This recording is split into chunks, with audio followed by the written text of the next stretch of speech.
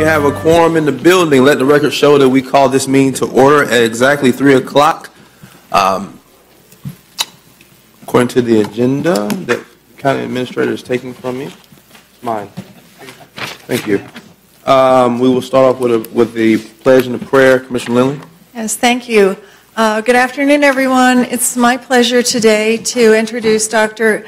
Candace Brooks, the Reverend Dr. Candace Brooks of St. Paul's Methodist Church, who's going to lead us in the invocation. Thank you for being here. I understand you have a long meeting ahead of you, so I've kept my prayer to an hour and a half. I'd invite you to sit if you felt more comfortable during this lengthy time. Let's pray together. Good and loving God, known by many names and beyond all names, Spirit of life, Spirit of love, Spirit of community, Spirit of justice. We ask your blessings today on all people who have been called to lead this community in which we live and work and play, and especially on those gathered here today. By your grace, help them as leaders to not ask first, how do we fix this, but rather, what do we need to learn? How might we need to change? And to whom do we need to listen? Remind them that they are not only leaders, but also servants, and that the responsibility to serve the common good lies with us all. Grant an expansive view to recall that everyone qualifies as neighbor. Allow us to listen to prophets, ancient and modern, who have courageously called leaders of the people to respect and protect the least of those among us. Grant to our leaders in this hour, or in these hours, the wisdom and courage to know and do what is right and good and true. May they speak with conviction when it is time to speak, and listen patiently and receptively when it is time to truly understand. Let disagreement be honest and discussion fruitful, guided by a profound and sincere desire to appreciate the breadth and depth and value found in the voice of the other. May our leaders always be guided by the spirit of community, by a spirit of justice, and by a spirit of love. Grant to each peace in their individual lives and joy in their task. We come before you as sons and daughters, confident in your goodness and love, and pray in the name of all that we hold sacred and holy. Amen.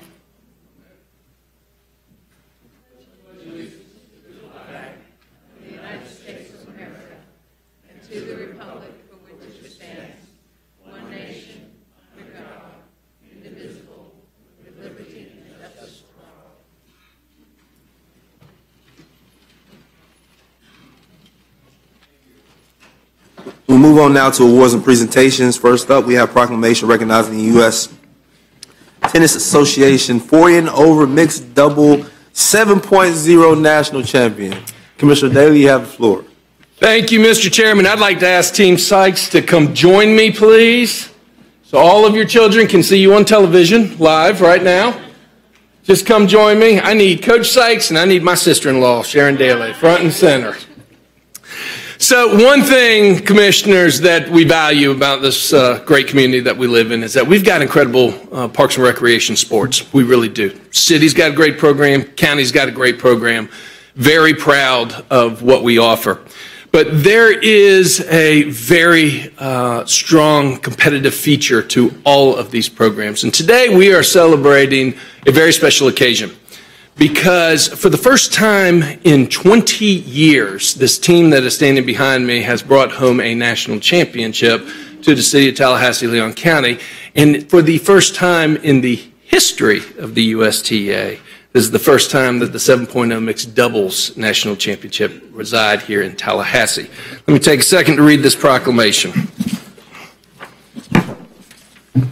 Whereas Team Sykes 7.0 mixed doubles tennis team of Tallahassee is celebrating bringing the first ever mixed doubles national championship home to Leon County. And whereas the United States Tennis Association, USTA, which is the national governing body for tennis in the U.S., began in 1982. And whereas the USTA is a not-for-profit organization with more than 900,000 members.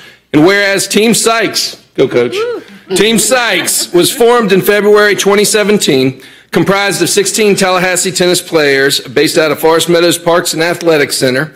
And whereas Team Sykes won the local league, which led to the advancement to the sectional championship held in Orlando, where 19 other league champions from across the state of Florida competed.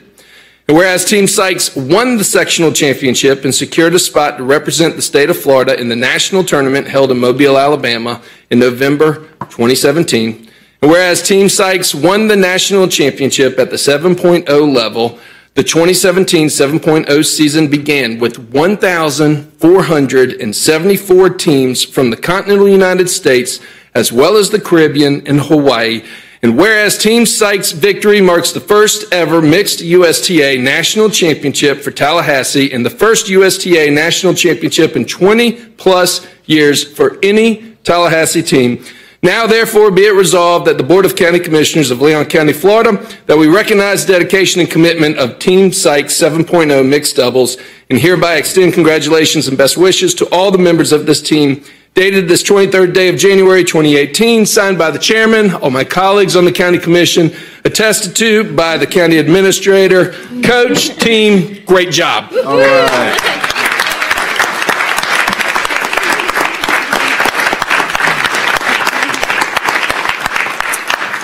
Now, before I turn it over to Coach for a couple of comments, on a serious note, if we think about this, they beat out 1,500 teams from across the continental United States, Hawaii, and the Caribbean. That's pretty impressive. That really is.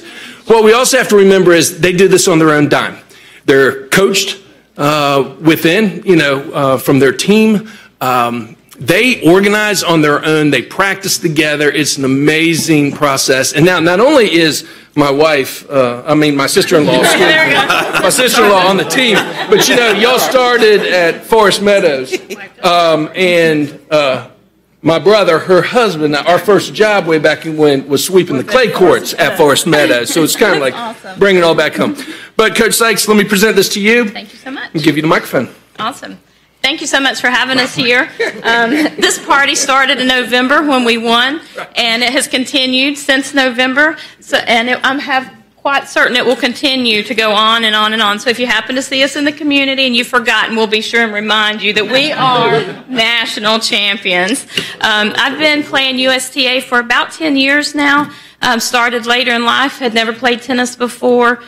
Started here in Leon County, some of the little clinics. My husband and I both started, and we love it, absolutely love it. When he said that competitive nature, this group you see right here, you won't find any more competitive people in Leon County, because as the coach, I search for only the competitive people in Leon County. Having said that, I've been captaining for about 6 years now. Had the fortunate experience of taking 3 teams to nationals. One time we didn't do so well. The next time we lost in the semifinals to the Caribbean. And that was 3 years ago, and for 3 years that has been looming over us because we should have won. So for the past 3 years, some of us that was on the same team has been preparing. But as he said, this past February, when this particular team formed, we knew we had one goal, and it was to get to a national championship and not just get there, but to win, and we actually did it. And along the way, we're not just tennis friends, but we become a family, and it's been awesome. So we thank having the opportunity here in Leon County to have public courts that we can play at, and we just thank you for having us here and recognizing us. Excellent. Thank you. Thank you. All right. If I can make a comment, I think let's not underestimate how hard it is to win a national championship at any level, okay? At any level, in any sport, okay? But to make that even more special, I would count this as probably a bigger national championship than the one I was a part of, simply because I had paid coaches, paid a lot of money to orchestrate that national championship, but these folks did this on their own dime and on their own time. You can imagine the hard work they had to put in to beat 1,500 teams, and so we're extremely proud to say that national championship lives here in Leon County, and we expect another one next year.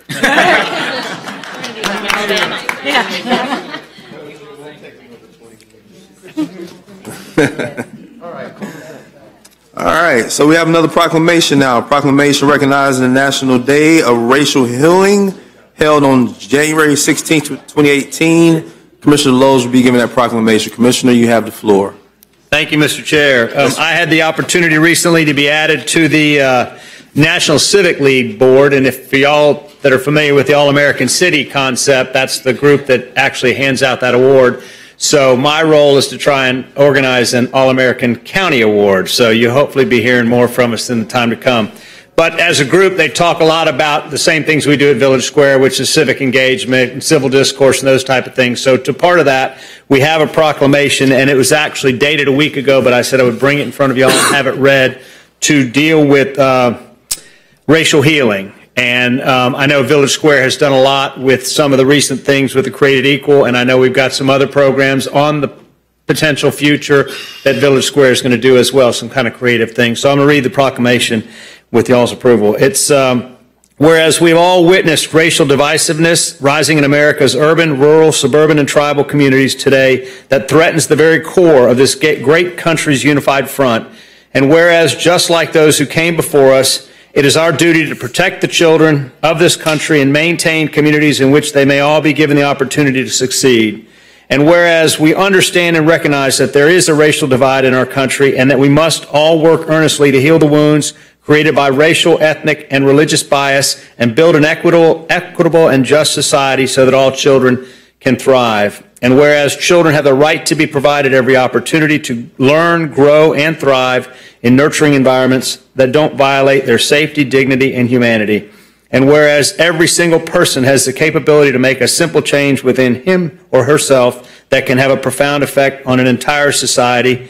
And whereas if we all dedicate ourselves to the principle of truth, racial healing, and transformation, we can bring about the necessary changes in thinking and behavior that will propel this great country forward as a unified force where racial biases will become a thing of the past. And whereas racial healing is a vital and crucial commitment to the education, social, mental, and overall well-being of all our children, and whereas Leon County government, in conjunction with others throughout the United States of America, acknowledged January the 16th as National Day of Racial Healing. So therefore, we at the County Board of Commissioners do retroactively hereby proclaim January the 16th, 2018 as National Day of Racial Healing.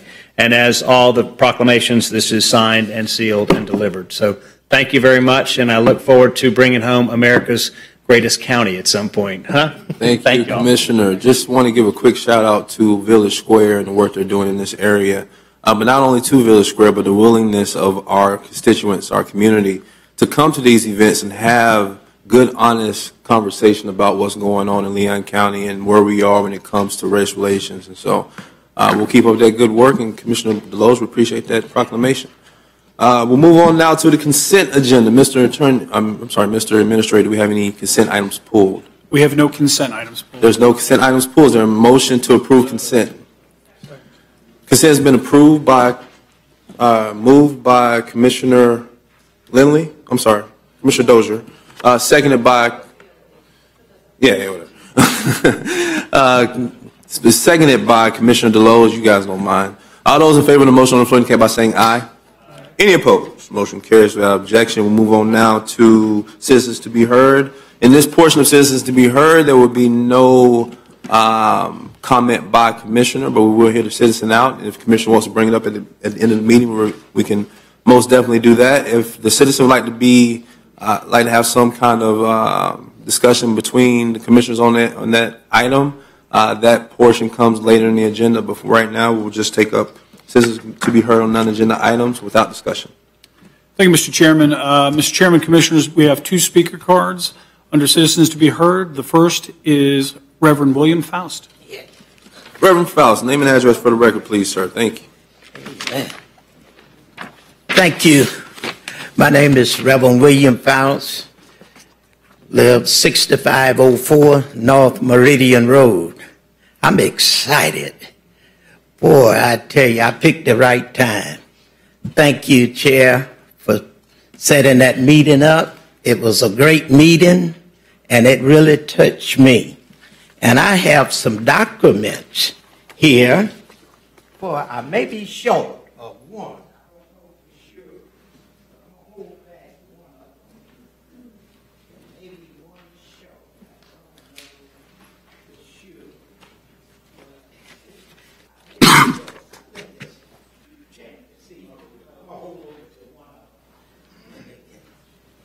But anyway, I like to say this is a document that the state of Florida in 2008 passed a resolution apologizing for slavery here in the state of Florida.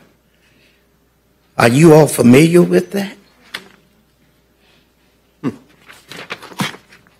They apologized, the state of Florida.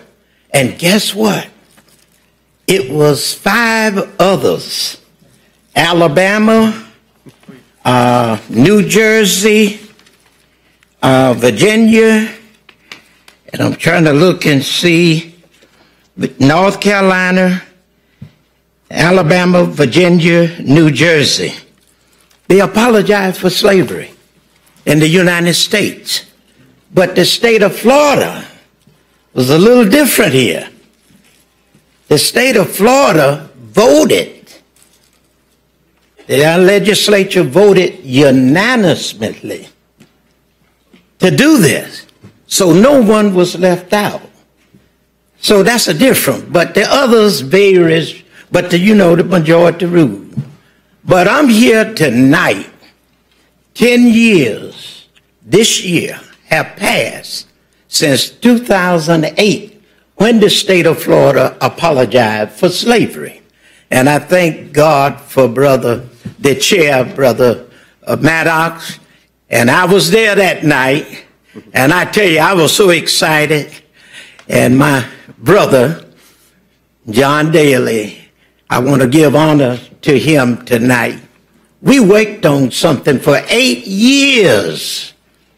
It'll blow your mind, people. This man been working with me and his family as well.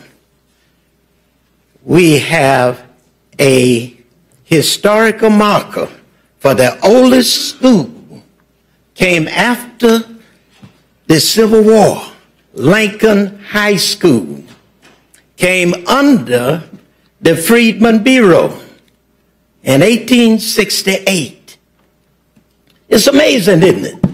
How history is almost to repeat itself. So I'm here tonight to give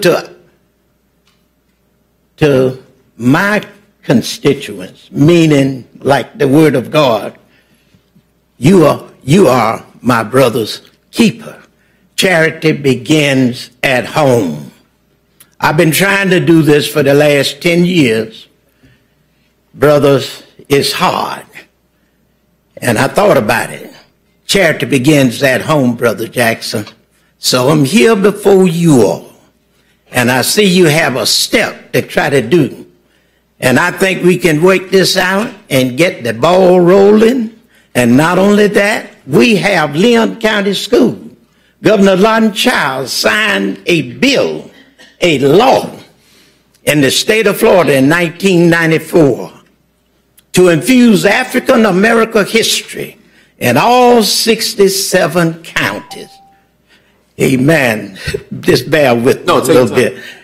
For 67 counties, do you know how many have been able to, what we call exemplary?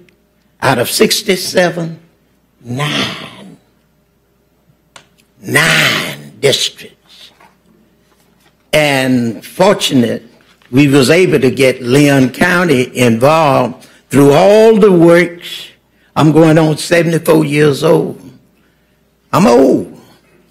Walking and climbing these steps. It's not easy.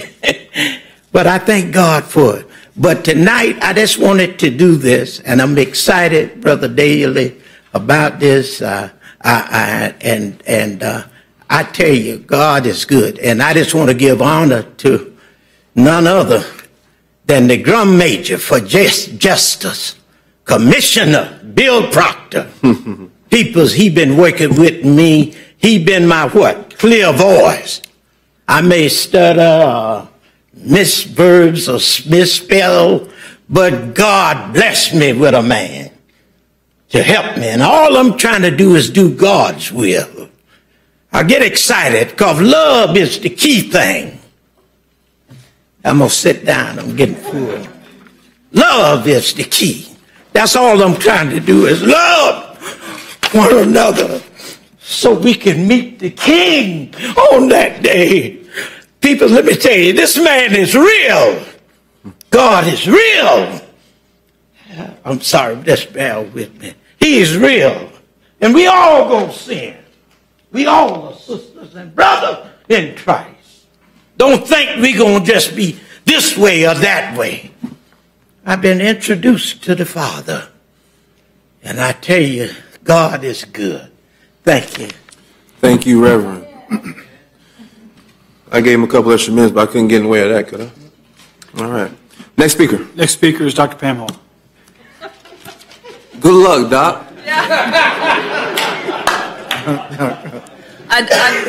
I'm Pamela Hall, 5051 Quail Valley Road. I don't know if Reverend Faust knows, but years ago during all the Bradford stuff, that's right.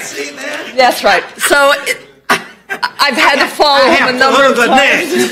All of this. Thank you. Yes. I need help. Well, I'm not going to talk about anything quite so profound, but I am going to talk about something near and dear to my heart, which is what I have always done.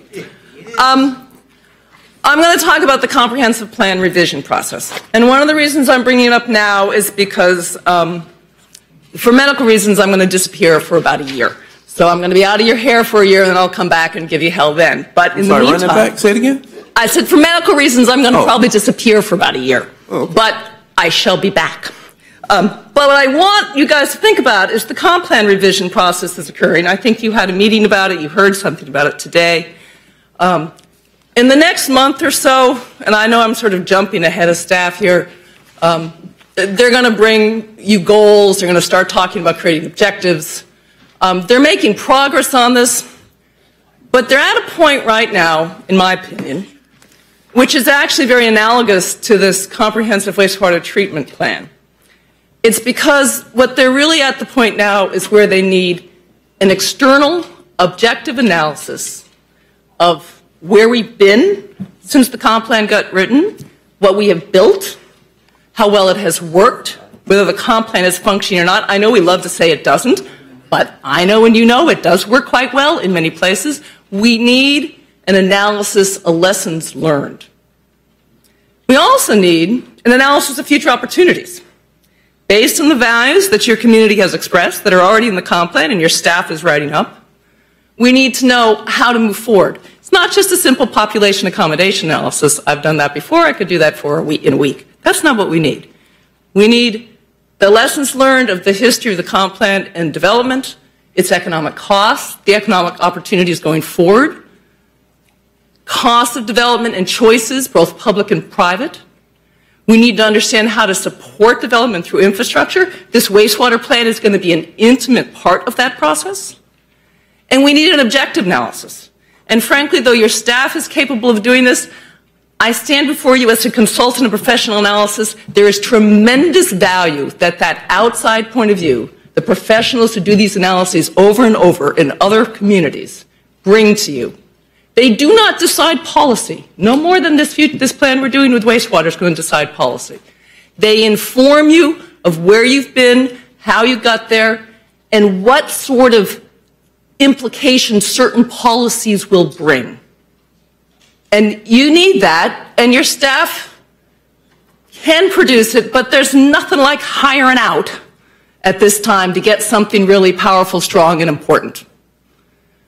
So I know you can't talk to me about this. I'll come back in a year, and hopefully you have listened, and you will do it, that you will hire consultants to help your staff do this comp plan process. This is not trivial. You know, this isn't. This is, you know, the twin pillars of the comp plan are what drive our community between environmental protection and preservation of rural areas and good, sound urban infill. And how do we accomplish that? And how do we do that with social justice? Those are non-trivial questions, and I really think you need an external set of eyes to do that analysis.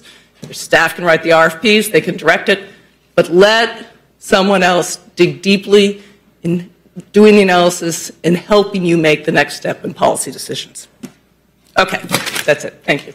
Appreciate it, Doc. If the board allowed me the liberty to say, I don't know what physical medical things you're going through is none of my business, but just know, just be a fighter, and we'll be keeping up with you. We have any more speakers? We do not. We have no more speakers. We move on now to general business. Ma'am? No, there's no more. On the items. He's on number 9. We move on now to general business. Mr. Administrator, number 9. Thank you, Mr. Chairman, Commissioners. OEV recently produced their first quarter economic indicators report. We thought that you would like us to take the opportunity to provide a brief update to you. I'm sure you all were privy to some of the indicators that we use in compiling these reports that have made headlines recently. I think that which you've heard from regarding the relative strength of our MSA's GDP is but one of the factors that we report on, and certainly Al can talk about that a little more, but given this quarterly update, again, we wanted to provide the opportunity for the board to hear directly from OEV at this time on that. With that, I'll hand it over to Al Lattimore. Okay. Thank you, Mr. County Administrator. Thank you, Commissioners, for the opportunity to come before you and talk about some of the great things that are happening in our economy as told by the data that we regularly compile and analyze.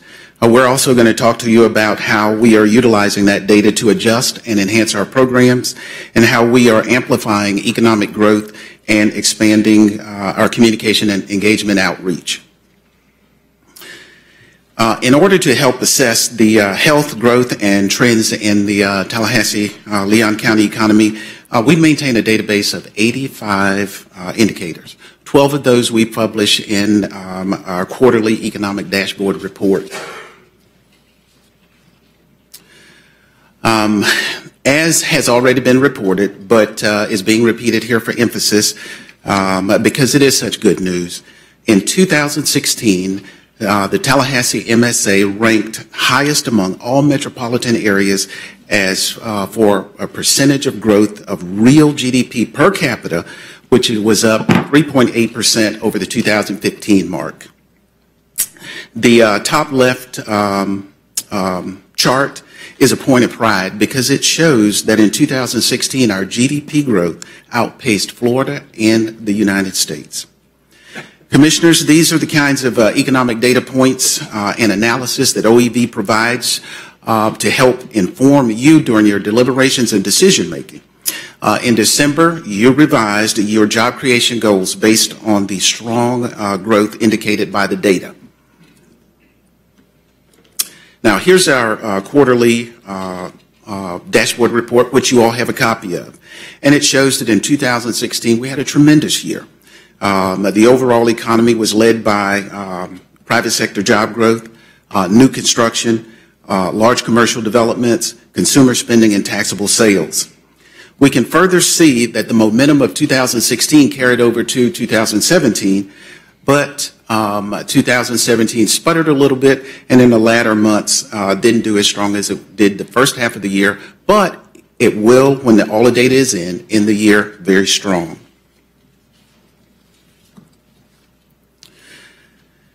The current indicators, let's see, oops, I need to go back a slide, sorry about that, got ahead of myself. The current indicators are up where you would expect them to be up and down where you would expect them to be down. So if we look at single-family construction, labor force, and average weekly wages, they're all up. Office vacancy, mortgage foreclosures, and unemployment rates are all down again, as you would expect.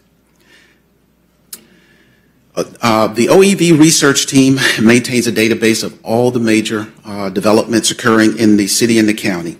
Currently, we have 123 active projects in varying stages of progress from early stage to construction.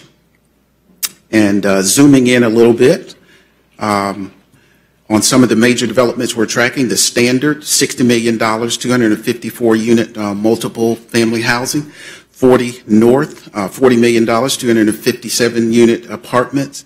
Washington Square, $100 million. And then Cascades Development, $150 million complex with apartments, retail, and a hotel.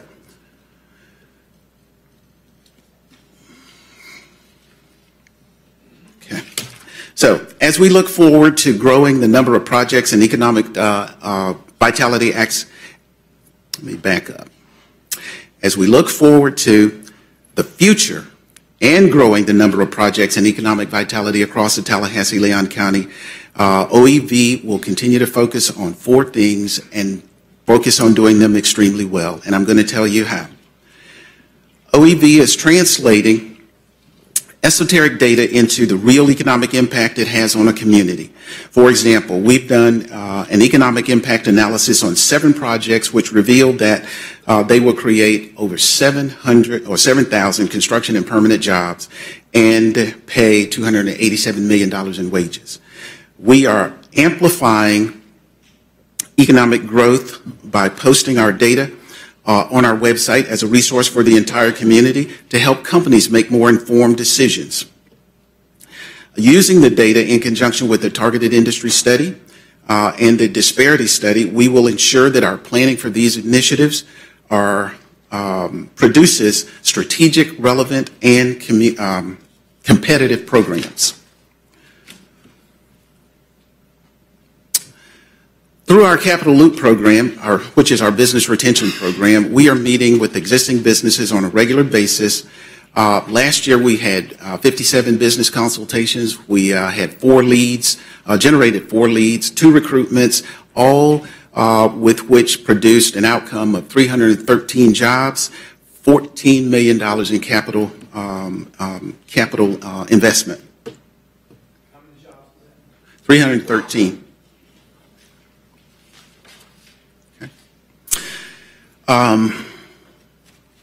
Capitalizing on our local assets. We are a global leader in research, which can be leveraged to bring more businesses here and to create more partnerships with FAMU and FSU.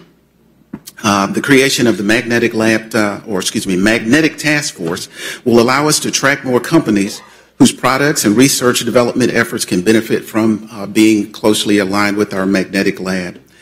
You might have seen the article in Sunday's newspaper calling Tallahassee-Leon County the largest magnetic ecosystem in the world.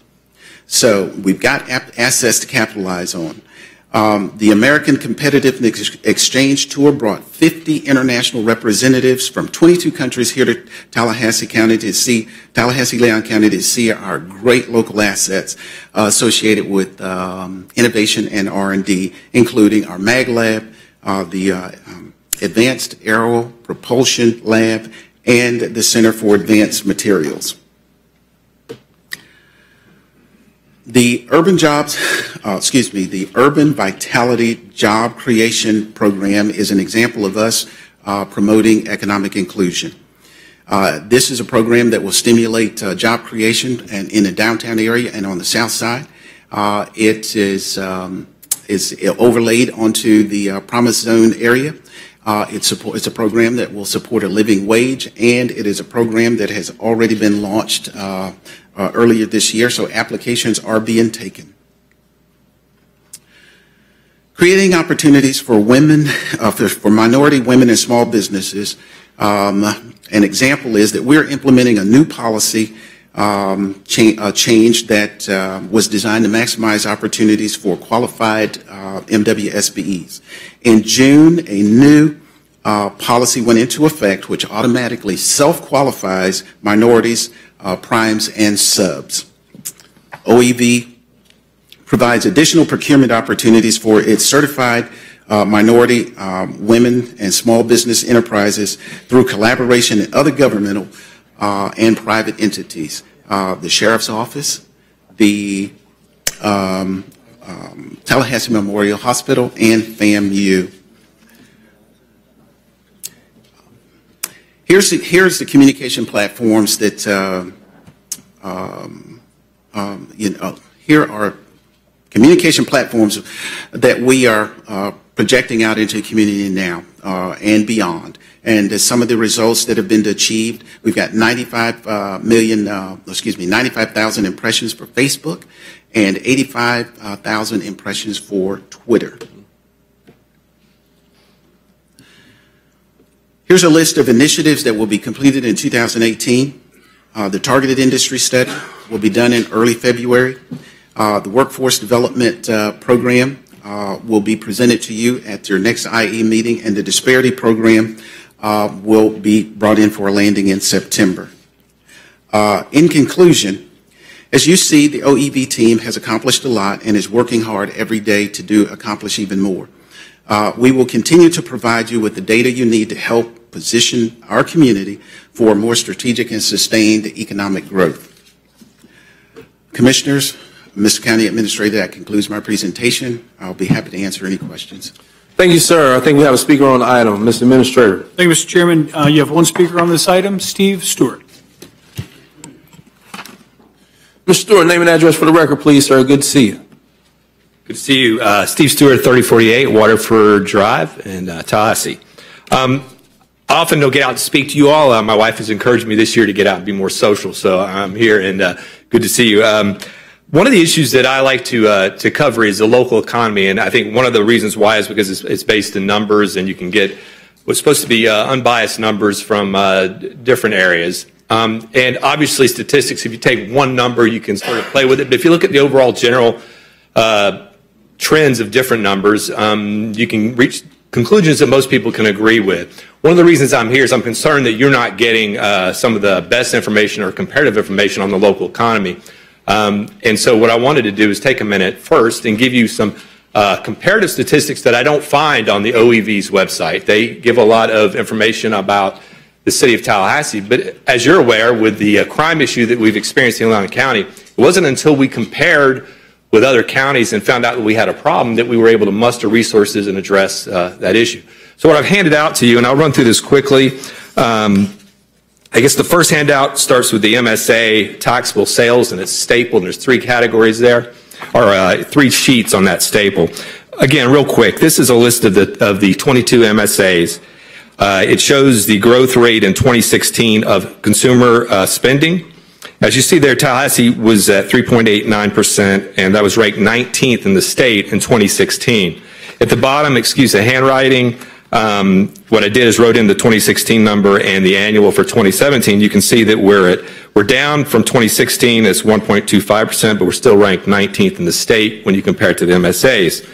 The second sheet looks at job growth. 2016, we did well with 4% growth in jobs. We ranked 4th in the state in 2016.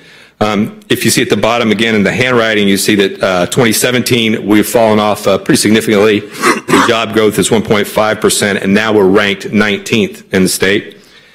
The third sheet is a look at existing home sales, which is a very important part of the local economy. Again, if you look at the bottom for 2016, the number of transactions, the growth in that, again, we did well in 2016. We were ranked 5th in the 22 MSAs. And at the bottom in 2017, we've fallen off to 2.4% growth, and that currently ranks 12th. Wow, that was quick. So those are the concern here is that you're not getting this comparative information. And as you noticed, one of the things, if you look at the 2016 numbers that stuck out to me as I started getting phone calls about the fastest growing economy in the state of Florida, is we're not ranked in the top 5 or the top 3 of any of those categories, but we have the number 1 fastest growing economy. Well, I started asking questions. When I found out that in 2016 we had the lowest population growth in the state of Florida, the 22 MSAs, really rose a red flag. So I started calling the feds and getting information, and to make a long story short, we found out that the category that grew 32% was finance and insurance. Everything else, if you look at the second handout I gave you, it has some data in there that shows where we ranked in other categories. About that time, we started getting tweets and front page news stories about, again, the fastest growing economy in the state of Florida. I called the OEV for an explanation, or to at least find out what they thought was driving this. They agreed that the finance and insurance category was driving this with a whopping growth of 33%. Accounting for about 30% of the growth, but they had no idea why that was happening. Now, we put forward a theory on why that was happening, but I asked the OEV to call me back and to explain to me, what are we doing so well in 2016 so we can do again in 2017? I have yet to get an answer. This presentation today sounds like a canned presentation that, again, is repeating numbers without giving much depth into what is driving it. And again, I am one who may be naive and to believe that information should drive decisions. I think this is important information. I think the community is being misled about the significance of this number, and it requires proper context. I thought that the OEV was a group being paid hundreds of thousands of dollars for a professional staff that would answer these questions. So as I end here, I would encourage you to ask those questions. Again, I have still not gotten an answer, and I would appreciate, because as you see, they talked about the media platforms, but this has been on the front page of the newspaper. The city is tweeting it out today again, and I think that the community deserves a little bit of explanation of why this growth, giving the base numbers that we've seen here, is being parroted by elected officials and professional staff. I appreciate your time.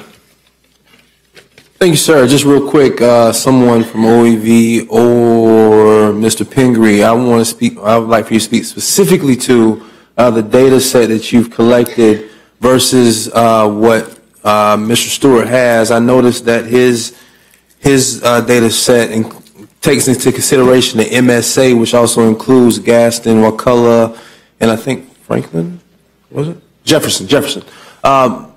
The information that you have, does that also include the MSA, or is that looking squarely at what we're doing here in Leon County and the city of Tallahassee? I'm not looking for anything in depth. I just want to know if it includes that data as well, or is it just what we're doing here? Mr. Chairman, can the Southside Commissioner get that data as well? Yes, sir.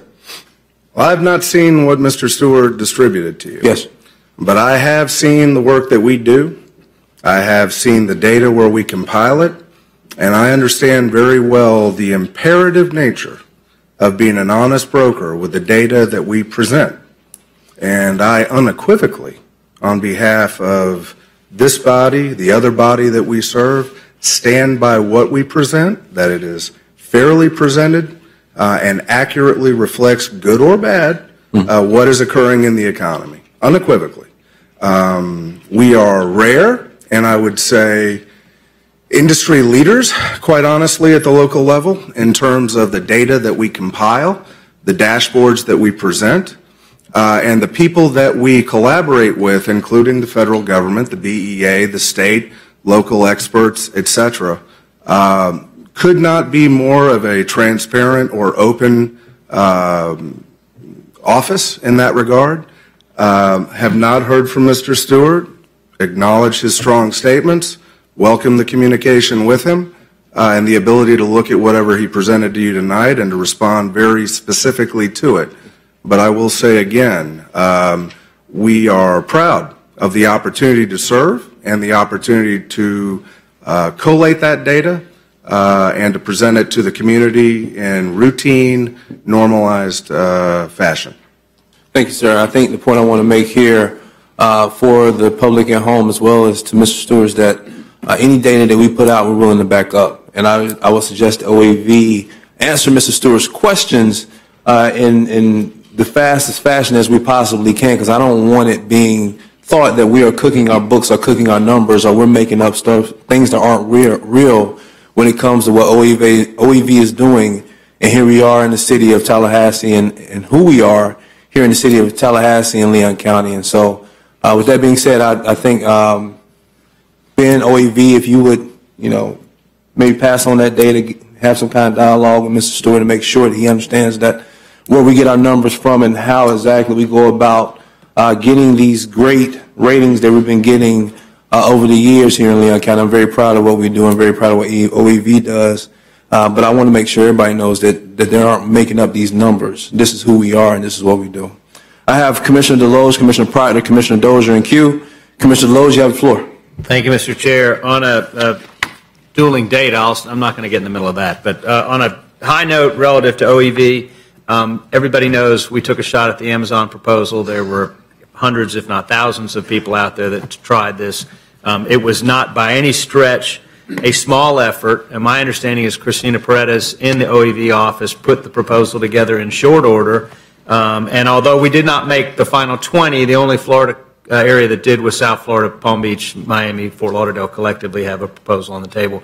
Amazon reached back out to us and said, we like what we saw, we'd like to continue the dialogue, and there's a little bit of communication back and forth, which is not a win by any stretch, but I have to tell you, hats off to Christina and the OEV office for a job well done. It's one of those things, you know, you shoot for the moon, you might make it to the stars kind of thing. So it was a long shot, and I know there's a little bit of criticism in this community about, well, why would we even get in the game? You open the door, and it's the only way you get in the game and the only way you get to play. So anyway, nice job. Appreciate the hard work. Thanks.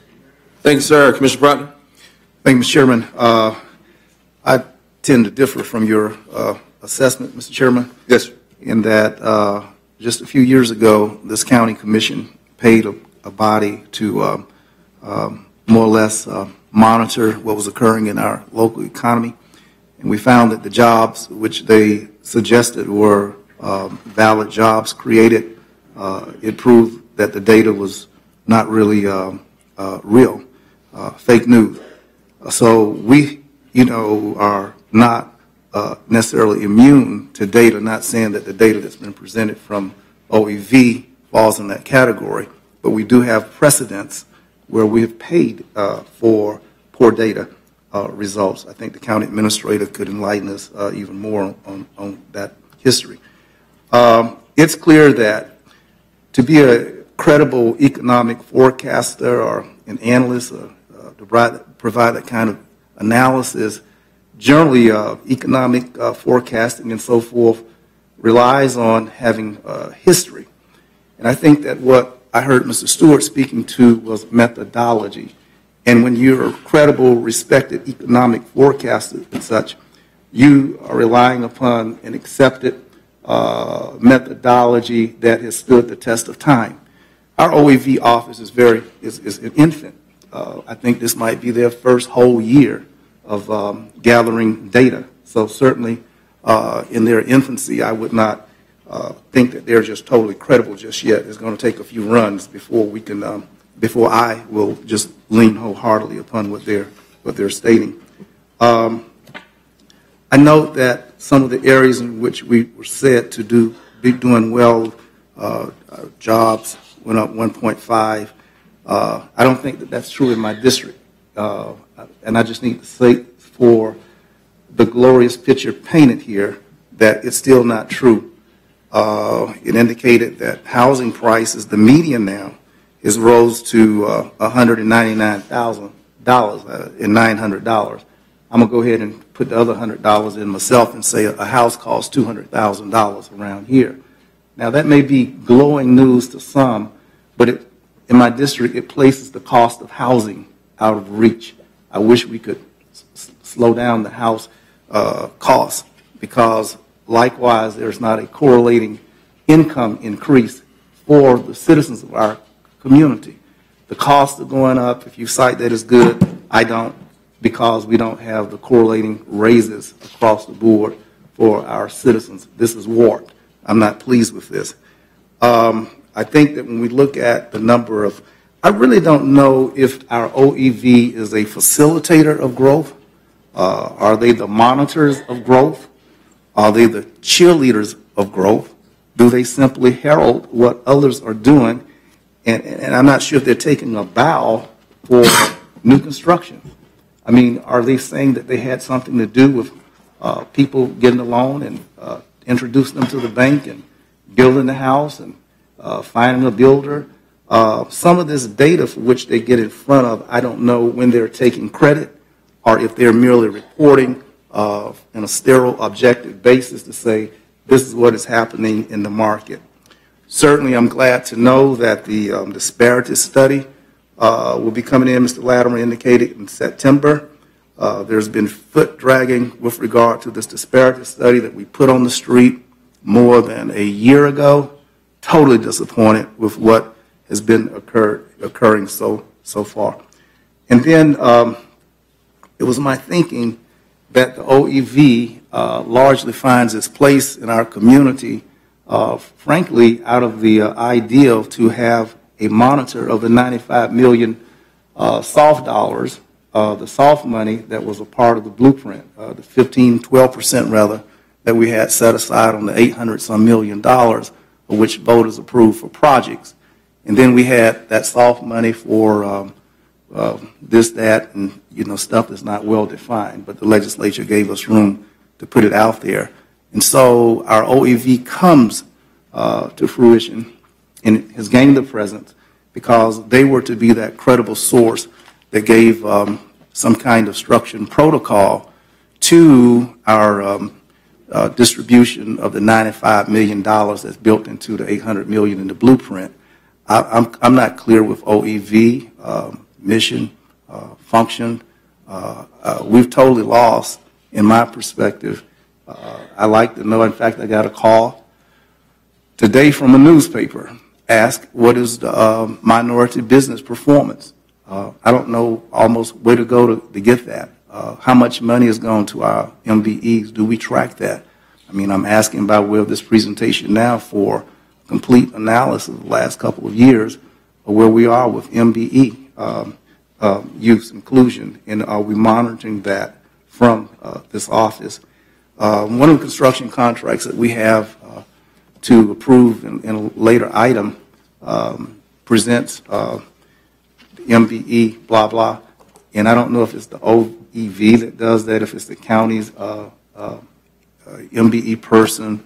I'm a little lost in that regard. These are concerns which I find, and if the community believes that you believe that we measure their success by the number of Facebook and Twitters that led to 2 recruitments, 313 jobs, I just don't know how OEV takes a bow that they have generated and sparked 313 jobs out of 57 meetings and 7 leads. I just can't connect the dots. I'm sure it all works out. I'm not sure if it works out in reality, but if it works out in fairy tale land, I guess it still works out. I just can't tell. And for 2 pages worth of a report, that doesn't get it from me. Thank you, Mr. Chairman. Thank you. Commissioner Dozier. Thank you, Mr. Chair. I think we've had a lot of success in the last couple of years with OEV standing up a new organization in this environment and jointly with 2 governments and all of these other factors. This has been a steep hill to climb, and I think our staff has done a great job in so many ways. And the ACE trip and other things that we've done, and I appreciate your comments, Commissioner Deloge. We have had some really good initiatives, and I think there's a lot of excitement going forward, but I think we've heard Ben say this at a few meetings. We only have a short window to really engage people. And so I mentioned this to the county administrator in my briefing. I'm really glad this was on our agenda item. I mean, I've had this concern. I've voiced it to you all before. Things move so fast in this area, and we have so much on our list with infrastructure that we barely touched economic development at our last blueprint meeting. So bringing some of this information into the county commission may be a way to provide us a little more time to have this conversation. I think it would be valuable to have it with the full blueprint board because that's where we're making decisions. But I think, Mr. County Administrator, you are open to at least bringing the dashboard, every quarter when the report comes out, bringing that back and giving us time to talk about that. And if there were other initiatives or anything else, I mean, we've talked about workforce development, other things here. I think these things can fold into our blueprint discussion as well. There are a lot of questions from all of us, from the community, about where OEV goes in the future, and we have a lot of decisions, a lot of work ahead of us. So I think in a lot of ways we're on the right track. I think this list that's on the board here, the target industry study is going to, I hope, produce a lot of discussion about the strategic plan, the funding. We've got 2 years to figure out how we're going to structure that. And we've got a lot of work on our plate going forward, but we've got a great foundation and great staff that have been there and engaged. One note I wanted to share with you: at the Appalachian Regional Planning Council meeting last week, there was a discussion about regional there was a discussion about the MPO, and very appreciative of CRTPA's discussions recently, but also regional economic development. And inviting, I shared this with the county administrator and with Ben and others, inviting representatives from EDOs and the chambers across all 9 counties to our meeting. It gave me the opportunity to thank Al for being there. He was the one person that was in the room at that time, and he or Christina have been there throughout 2017. So we are reaching out. It's great.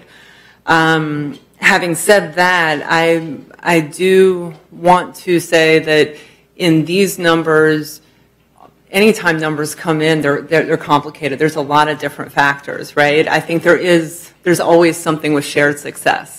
We can represent the numbers of the whole community, but sharing that success with a Danfoss, with someone else who does that expansion, perhaps sometimes on their own initiative and certainly working in partnership with us, I think that's really invaluable for all of us to recognize that. And I know you all do that one-on-one and in blueprint meetings. I think it's just good for us to keep it in mind that when we share these numbers, it's not saying that we alone had this impact. It was broader than that. But one question I had, and I don't know, Ms. County Administrator, if you can answer this or if someone from OEV can, my impression of this report was it was the highest growth rate in the MSA in these 3 counties, meaning we may not rank the highest in any given category, but our growth percentage was remarkable, was good, and you have often said we are last in and last out of a recession. So I'm just wondering if this is playing a part in what we're seeing in the last couple of years, that other places did recover faster. I see Ben nodding over there. So would that be fair, Mr. County Administrator? It would, and if Ben wants to elaborate a little further, it might be helpful just to provide a little context for this report to begin with. It seems like maybe there's a little confusion. What we wanted to do is just bring this to you since this was circulated in the community. Commissioner Proctor raised some questions about OEV's role and that sort of thing. Again, the data collection part is one very small piece of what OEV does. One of the things you heard Al say when he first stood up was that we compile 80 plus data sets. Some get headlines, very, very few of them.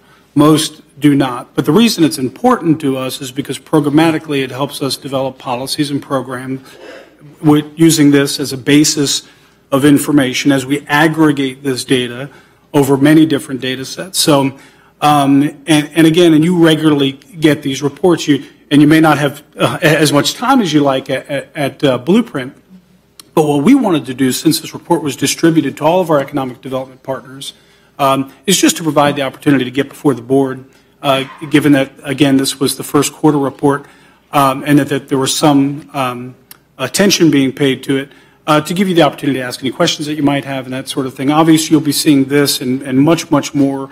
And again, given the timing of your IA meetings, this is something that we can easily facilitate as a status report on your commission agendas. And we can do so as a status report where you may want to pull it, you may not, depending on Vince, did you say this is the first such report? This is the first the quarterly economic dashboard report of 18. And I'm not sure, Ben, if we did a last quarter 17. Yeah, this is the most up to date. We've just started doing the quarterly reports. We're going to continue to do that. So this may not be perfect after all. This is the first. I mean, we are yes, sir. We are continually improving and pushing ourselves in new directions on all of these areas, and welcome the community critique and feedback. Please let me be very clear about that as well. So we track the 85 data points, and to your point from before, this would be something that we fairly present. It's not our job necessarily on this to herald it or to downplay it or anything like that. It's to present it fairly. Now, when we looked at the data, and what this slide is indicative of, is that when we compared ourselves to other MSAs in Florida, when you look at the growth in real GDP per capita, which breaks it down, keeps the playing field a little bit more fair. If you just looked at the raw numbers, your larger metropolitan areas would really fare very well. What we found, in all due respect, was that we perform better than any other MSA. We stand by that. That is an accurate statement. Now, you had mentioned, well, do we have a role at OEV to play to be an advocate for business? The answer to that is absolutely. It is a role for us to advocate for business and business growth and targeted business growth.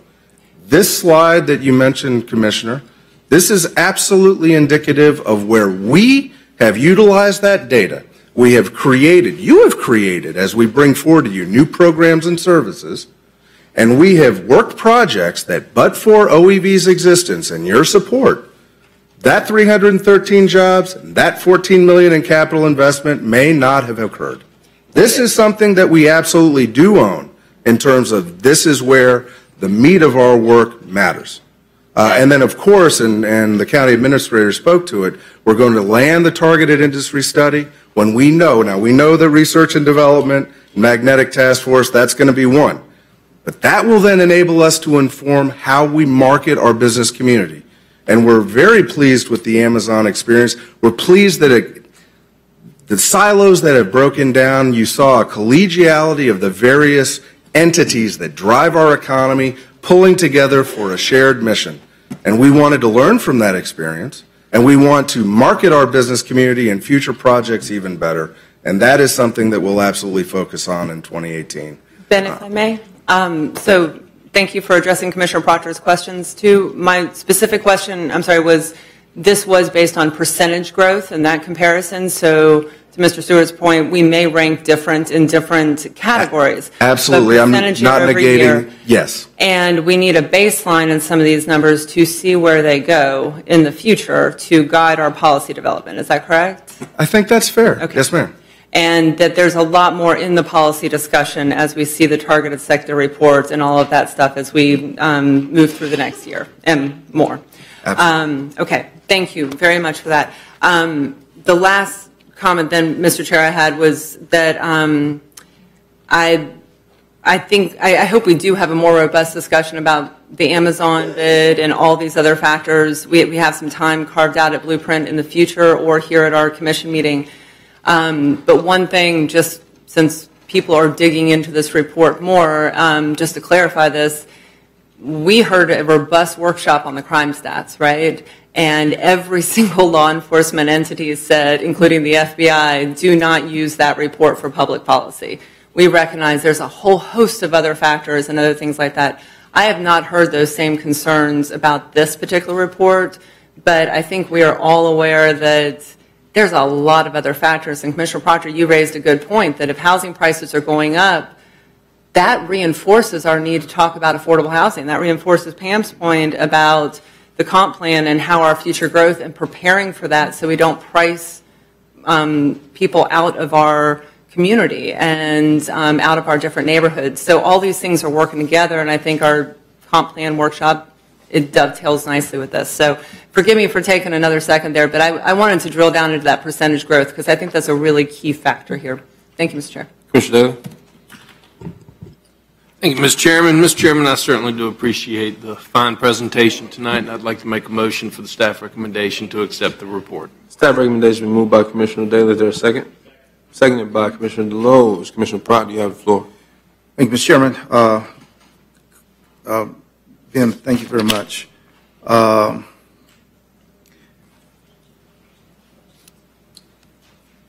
Economic analysis is really about methodology.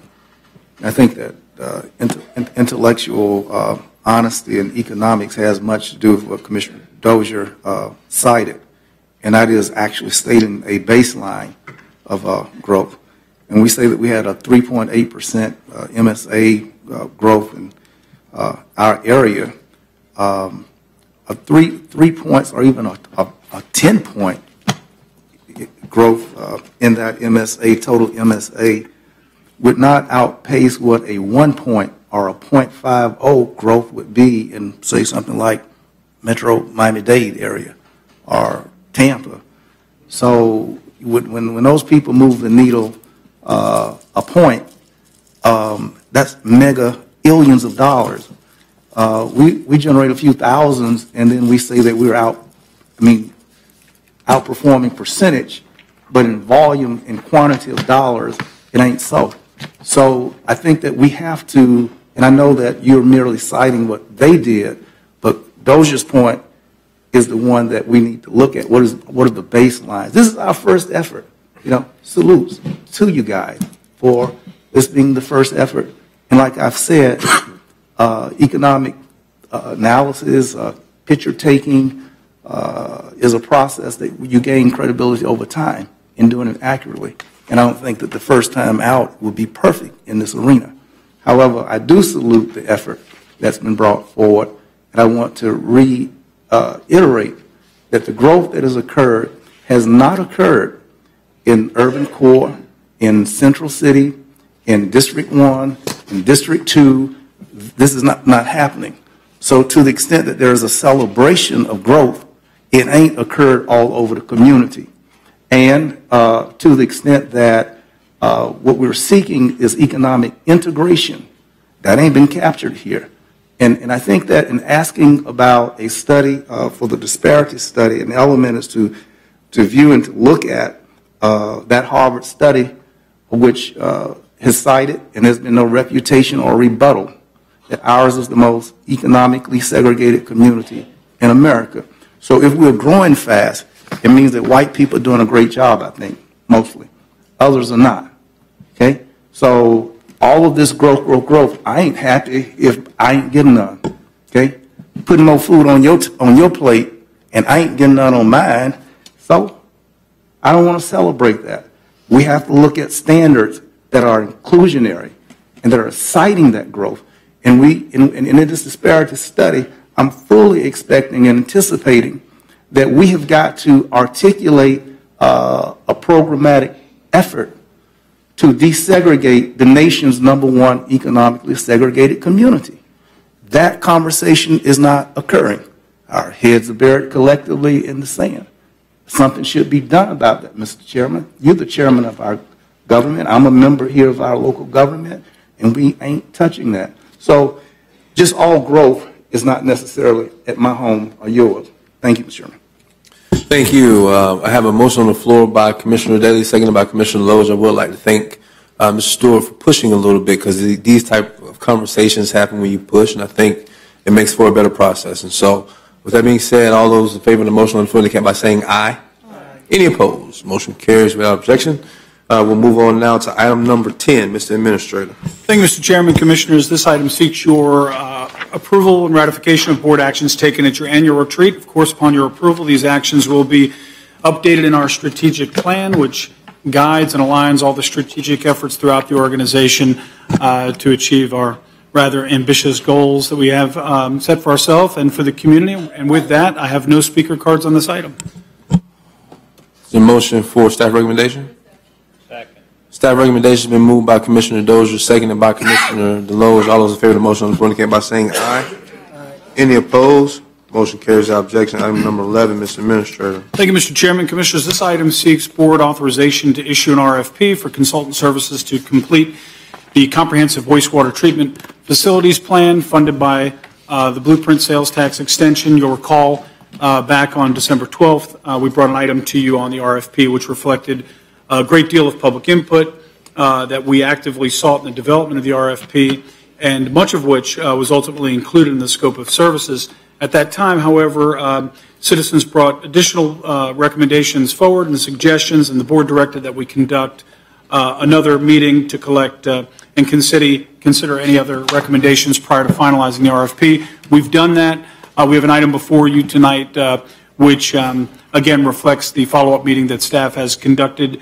We're happy to discuss any of what you find in the item and the analysis, and at this time we're recommending options 1 and 2, and I have several speaker cards on this item. Let's hear from those speakers, Mr. Administrator. Thank you, Mr. Chairman. First speaker, Debbie Lightsey. Commissioner, name and address for the record, please, ma'am. Debbie Lightsey, 2340 Cypress Cove Drive, Tallahassee, Florida. First of all, I want to thank you and your staff. Y'all have done a tremendous job on this RFP. It's a huge undertaking, and you've been very receptive, as has the staff, and most of our recommendations have been incorporated. So the staff's done everything it can.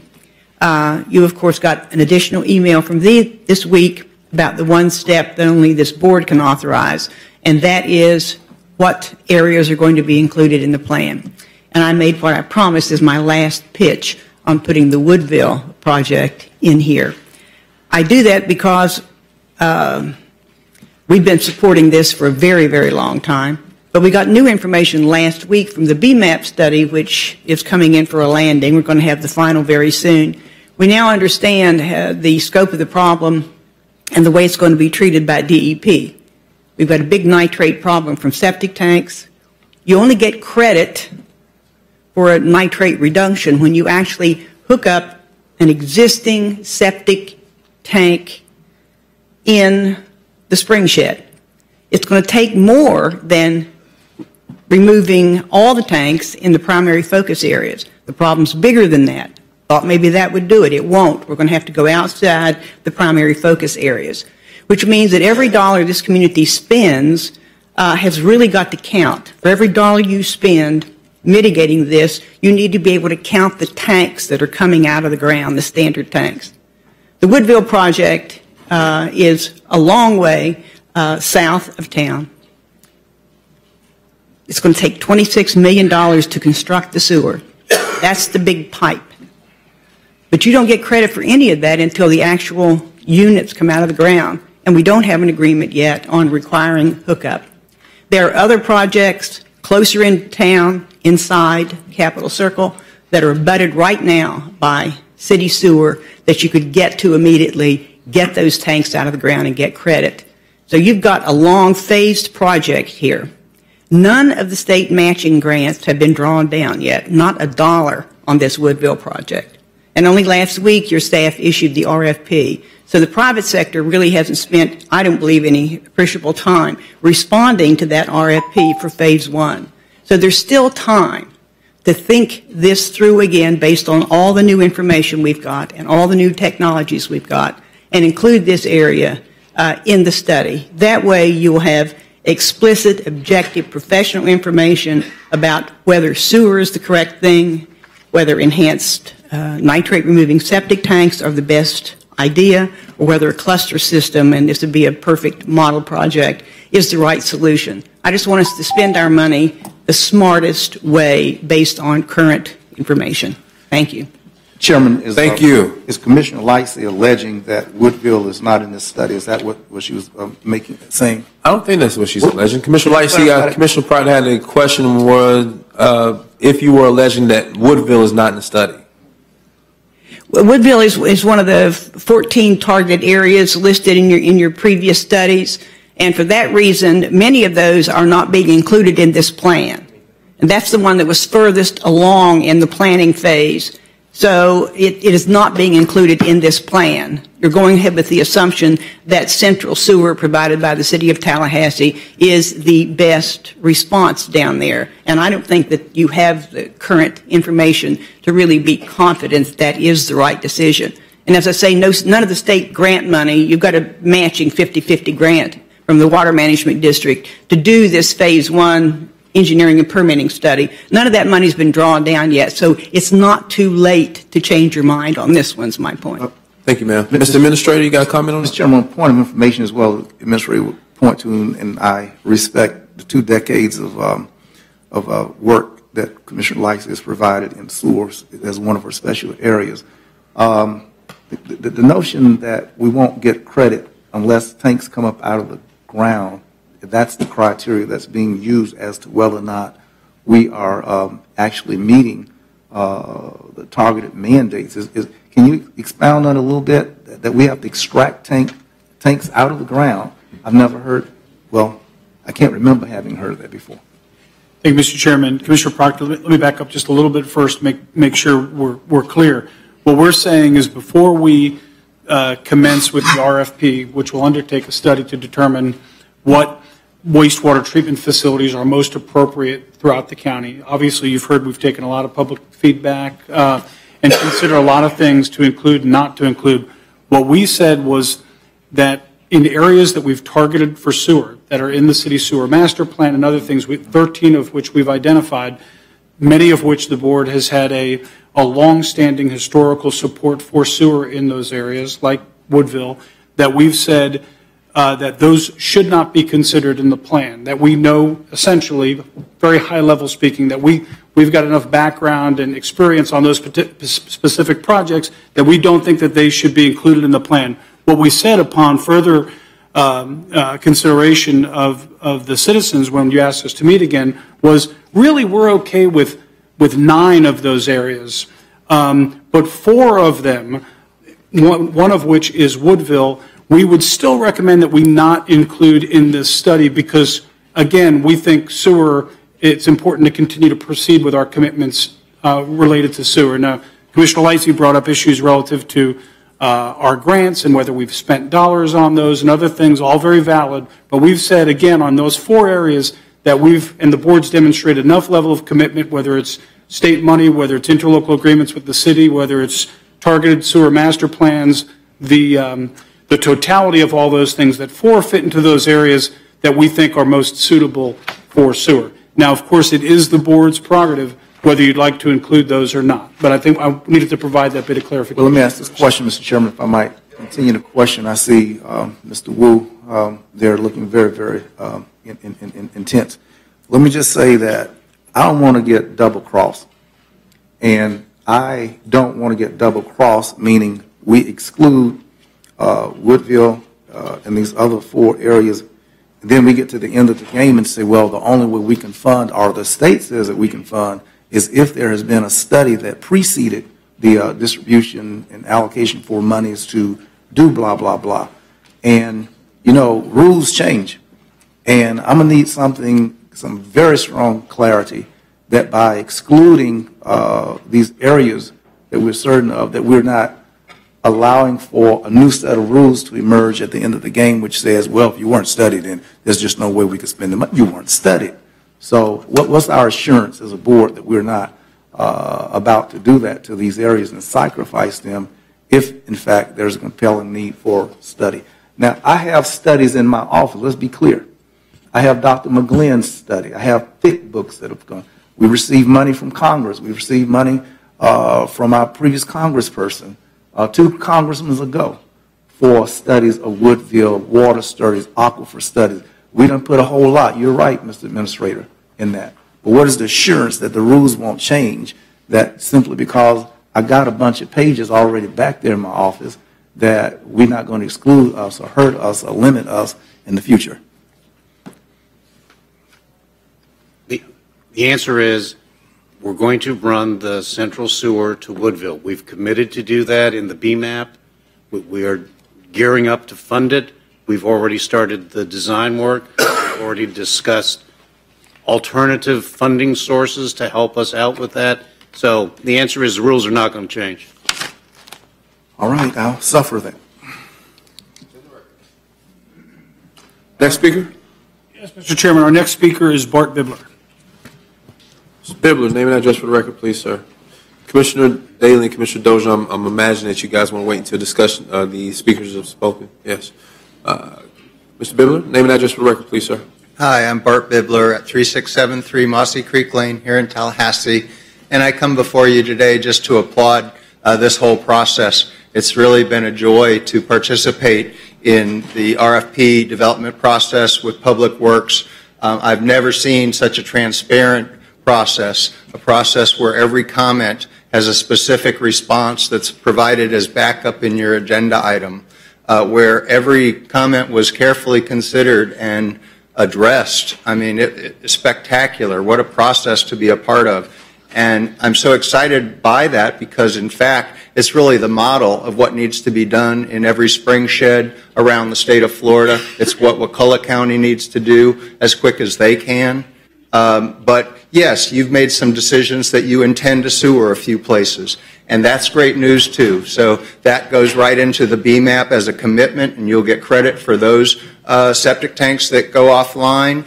And plus, you've got your comprehensive plan in the works. And so with that leadership of what we're doing here in Wakulla Springs, believe me, I'm going to share that with every spring shed in the state in hopes that they do the same.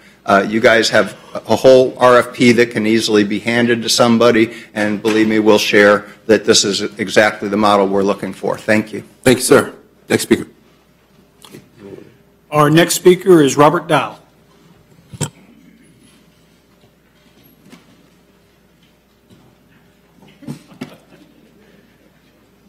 Good afternoon or good evening. My name is Robert Dial. I live at 2409 Oakdale Street in Tallahassee.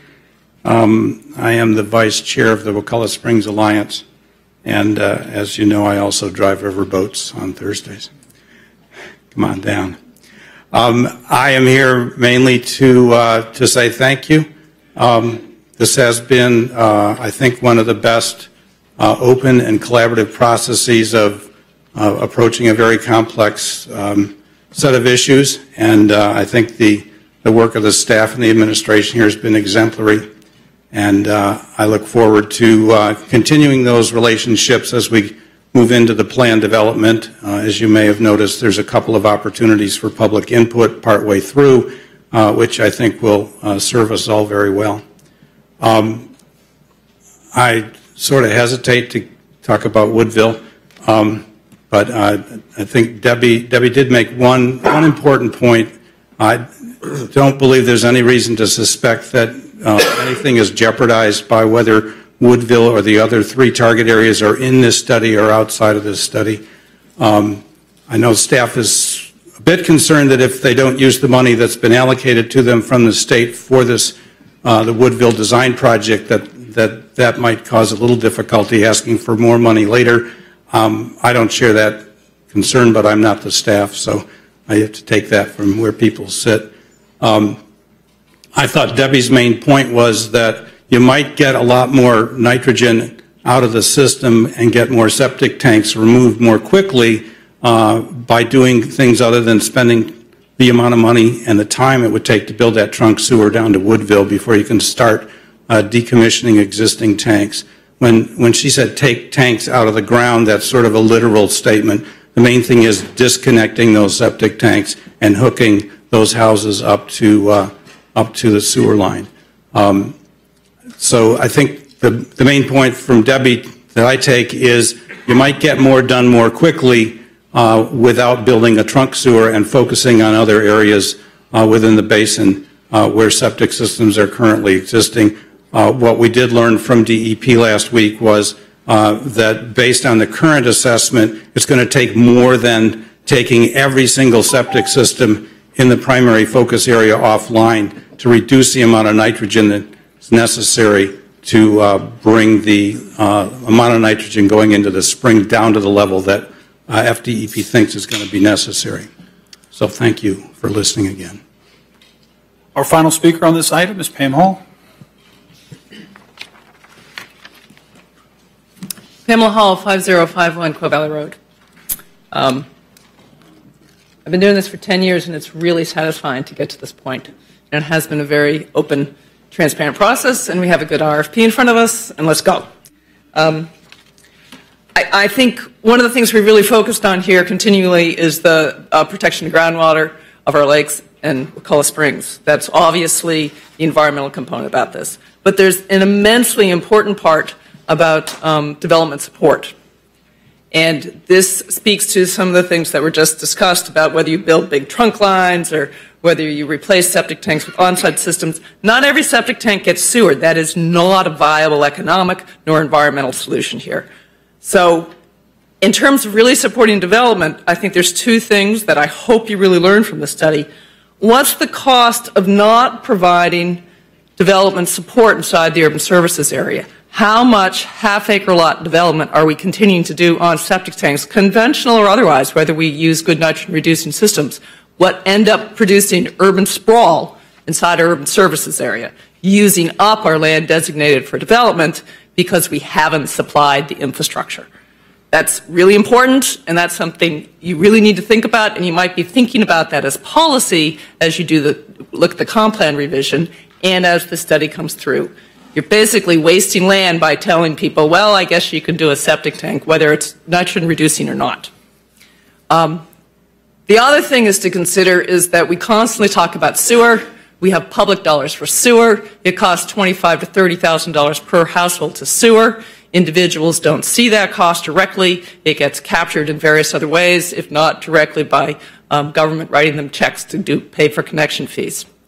The individual who has an on-site system, and I'm sure that this study, and you guys well know, that will come back and say, you don't sewer that individual.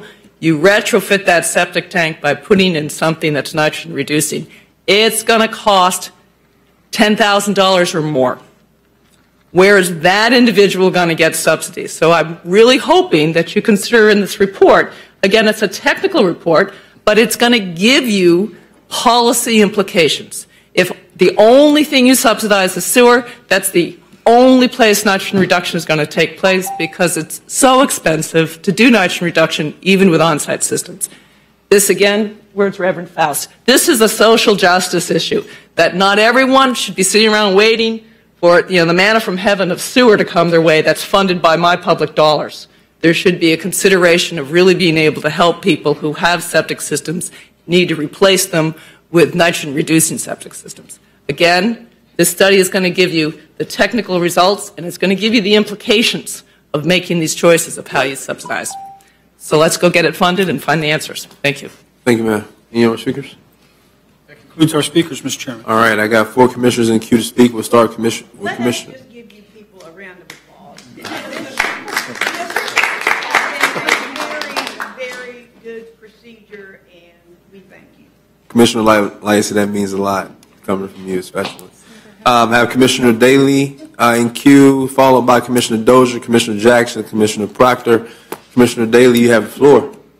Mr. Chairman, these are the agenda items I really like because it shows how we work with the community and come together. I really just wanted to point out in particular, Charles and Teresa, I have had more comments about your responsiveness, your openness in dealing with the public on this issue than I've had in a long time. And I really appreciate both of you and the hard work and dedication of our team. With that, Mr. Chairman, I'd like to make a motion for staff recommendation of option number 1 and option number 2. I'll second that, Mr. Chairman. All right. Staff recommendation has been made by Commissioner Daly. It's been seconded by Commissioner Proctor as well as the rest of us, I would imagine. Commissioner Dozier. Thank you, Mr. Chair. I will echo Commissioner Daly's comments. I have received more glowing emails. We all know most of the emails we get, most of the calls we get are when things are getting to a level where we need to hear the concerns or people think we do, something like that. This has been, without a doubt, the one project that I think we've all heard a lot of praise, and thank you all for saying that today. That really means a lot, and that you can represent it to the State Bar. That's great. I have struggled with this. I do want to also compliment staff for, as all the public speakers said, really taking the time to address every single question and comment raised by the committee and others. We've got experts who are in our staff, but also on the committees, and others who are very engaged in this and has been working for a long time. So the transparency, the process piece of this, it may not be the most fun thing for people to talk about or think about, but it means the most in the end for us to get to. We like it. We know we like it, Debbie. I know. I got it. Yes, you and me, that's it. But still, not everybody loves the process. But this was a really great example of what our staff does on many different things. With that said, I do still have a question about Woodville, but it's not, I understand this debate about the commitment to the funding, that we've already got some funding from the state. We know how long Woodville Sewer has been on our legislative list and how long we have been trying to get funding, and that is a challenge. And we've seen it in transportation or other things when it looks like we're pulling back on something. It does feel like they may not be as interested in talking to us in the future if we've worked on something for a long time. But it's been my understanding, Mr. County Administrator, that even putting central sewer into Woodville, we already know that not everyone with a septic tank will be able to connect to that central sewer. The distance there is too great. Is that correct?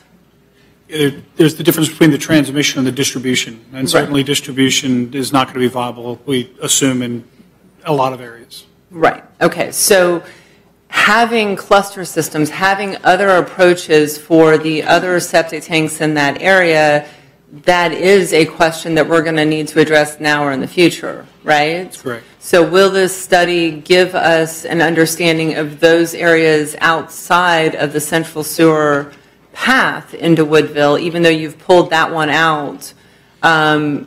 are we still going to get a sense of what else might work in that area to address those? And if long-term we didn't get as much funding for central sewer as we would like to hope, back of the envelope numbers, and my math may be fuzzy, but it could be over 200 million, right, to capture all of the sewer that's listed on this map. Is that right? That's right. Okay, so that's a huge, we got 10 for design, right? So we got other commitments, but this is a huge commitment. It's a long-term problem, and the issues are happening right now. So I think it is a fair point to look at clusters or other things outside of what may be serviced by the central sewer.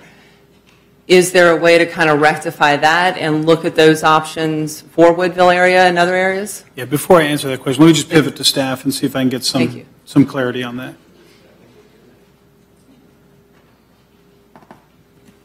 What was the question?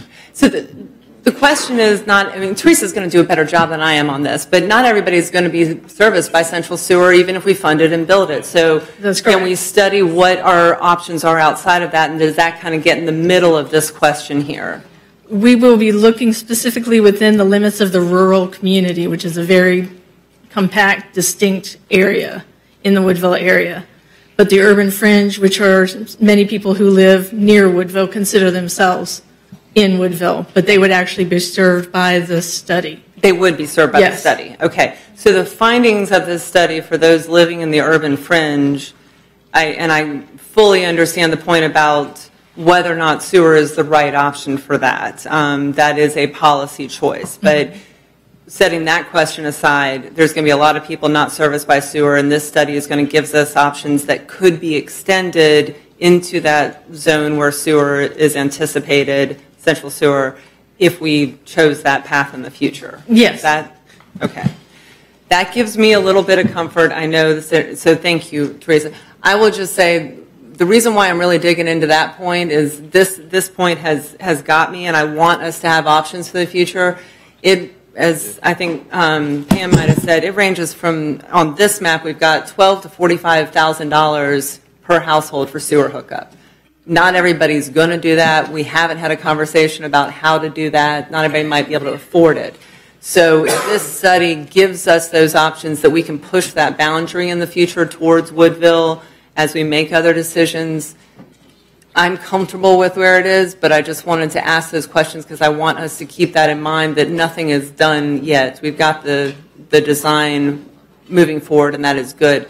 Mr. County Administrator, is anything what I said, I mean, outside of where the staff's approach might be now or going forward as we learn more? No, I think you got it. I just wanted to make sure before I answered that question, we were getting into a specific question related to scope, so I just wanted to make sure we got some more specificity on that, but I think you've got it.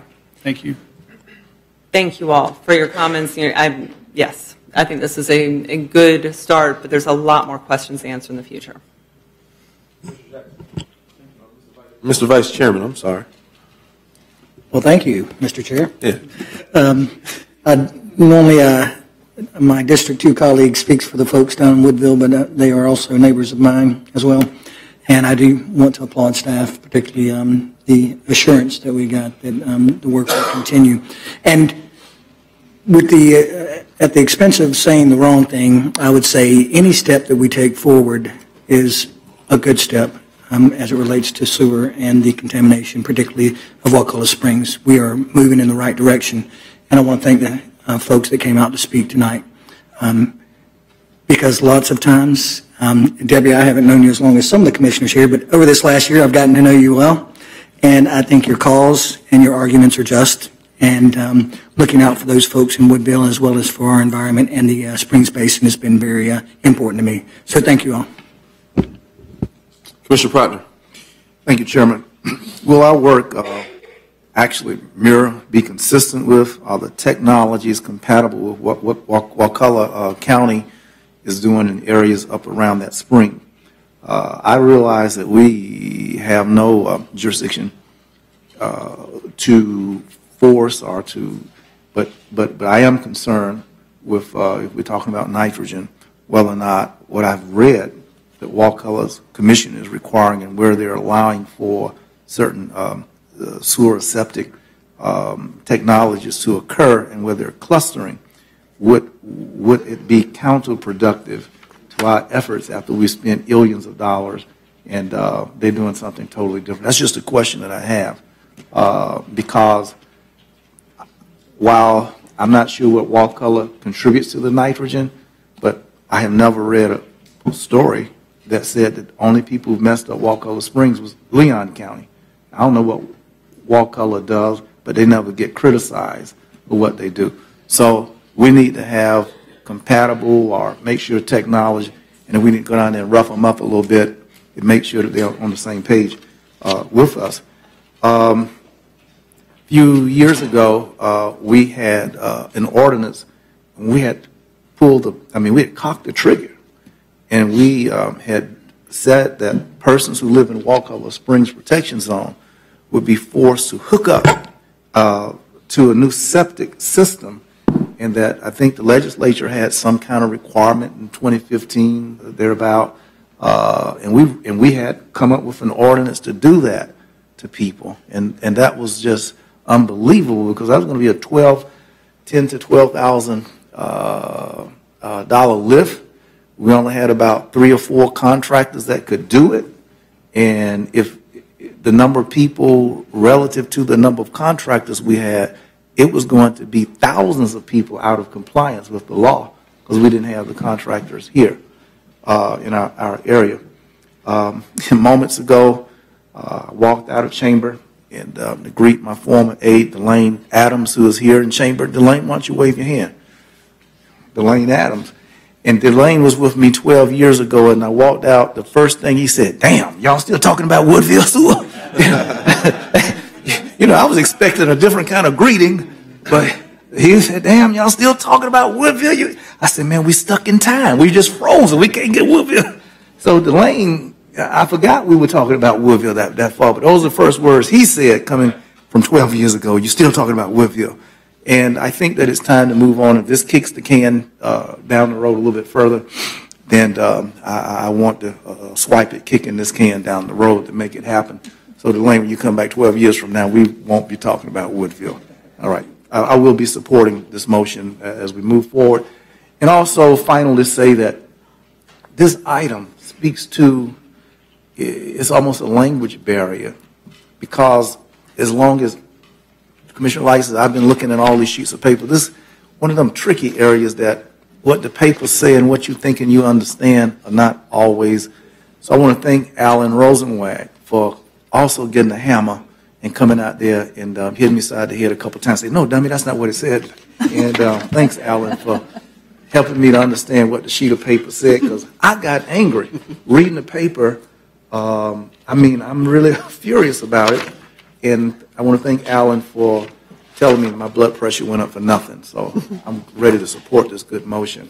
Thank you. Final speaker on this motion, Commissioner Lindley. Thank you very much. Well, it has been really quite a journey, and I appreciate so much all the effort of our wonderful citizens as well as our staff.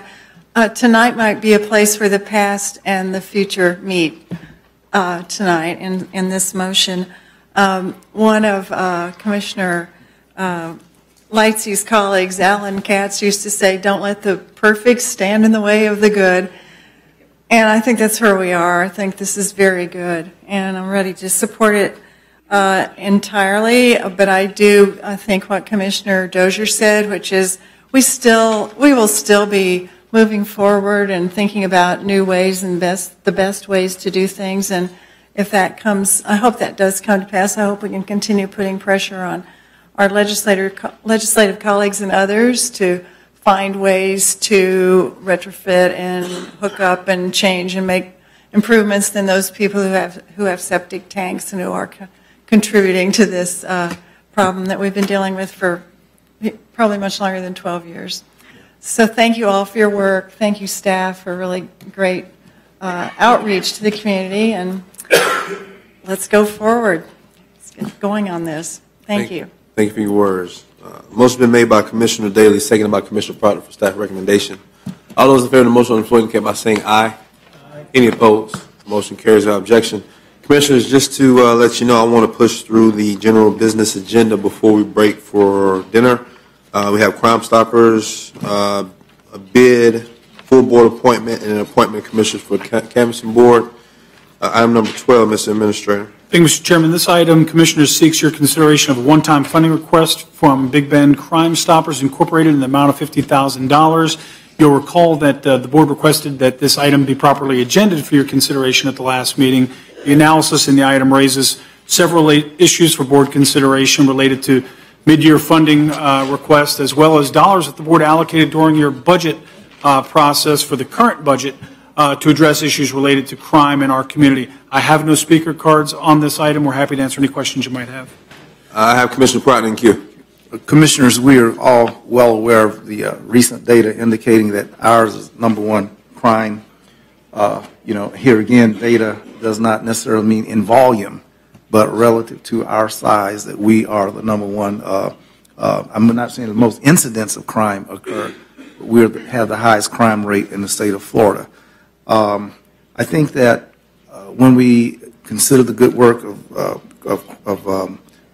that occurs from Ms. Ofani, that group, Big Bend Crime Stoppers, we have a responsibility to do something. And I'm sorry that Ben just walked out of chamber, but I'll say for the benefit of Darrell Jones, who's still here from the OEV office over in the Amen corner. Brother Jones, I just wanted to say that a correlation to the numbers that your office presented earlier happens to be crime. I received a call this morning, Brother Al, see you. I received a call this morning that said since that incident occurred in Summerbrook last week, where someone tried to take somebody's car at the yard, since that incident, 4 for sale signs have gone up on homes in Summerbrook. Not saying that incident alone, I don't know, but 4 people have put signs for sale in their yards in Summerbrook. Summerbrook is partly in the city and part of it is in the county. Don't understand how that happened, but that was ahead of my time. But to note that crime affecting property starts, property resales, the comfort level, stability of what is occurring in our neighborhood, and when you see a neighborhood with great stability and you see signs emerging a week after an incident like that in an outstanding neighborhood like the Summerbrook neighborhood, I think that it gives pause. And that was just a call this morning. I have not monitored these things myself. I think that for what Sharon is saying, I've met with her. You probably have too, I don't know.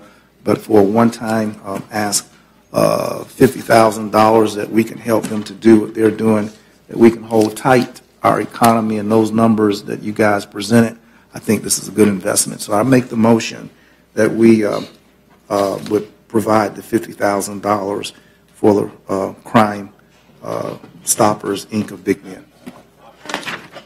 Option 2. Motion been made by Commissioner Pratt. Is option 2 that I'm trying to do? Option 2. Thank you. Motion made by Commissioner Pratt for option 2. Is there a second to that motion? Seeing no second, we'll move on to Commissioner Deloge. Thank you, Mr. Chair.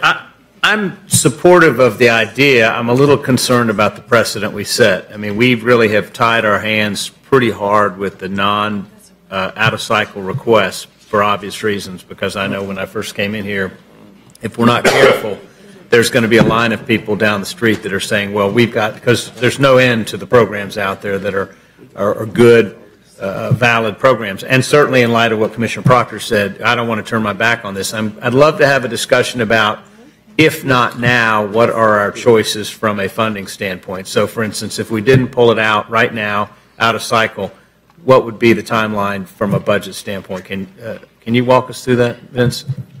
Sure. Commissioner, I think a couple of things that we have at play. Here's one: you've got the money that's at the PSCC, which is budgeted in the current year. They have already spoken for, gentlemen. Right. Don't get carried away. That notwithstanding, those will be recommendations that come back to this board. You do have, obviously, you have the option which we provided for you today relative to general fund contingency, or, and this probably is not exhaustive, you could position this for your upcoming budget deliberations, which begin as soon as February of this year. So again, those are, generally speaking, the options available to you. And I apologize. The PSCC, have you got design? What's the status of that money that we kind of handed off and asked for some? Could Wanda give us an overview? Wanda, would you tell the board that the PSCC has got an ask that's coming our way very soon for $87,000? Yes, sir. Good afternoon, Commissioners.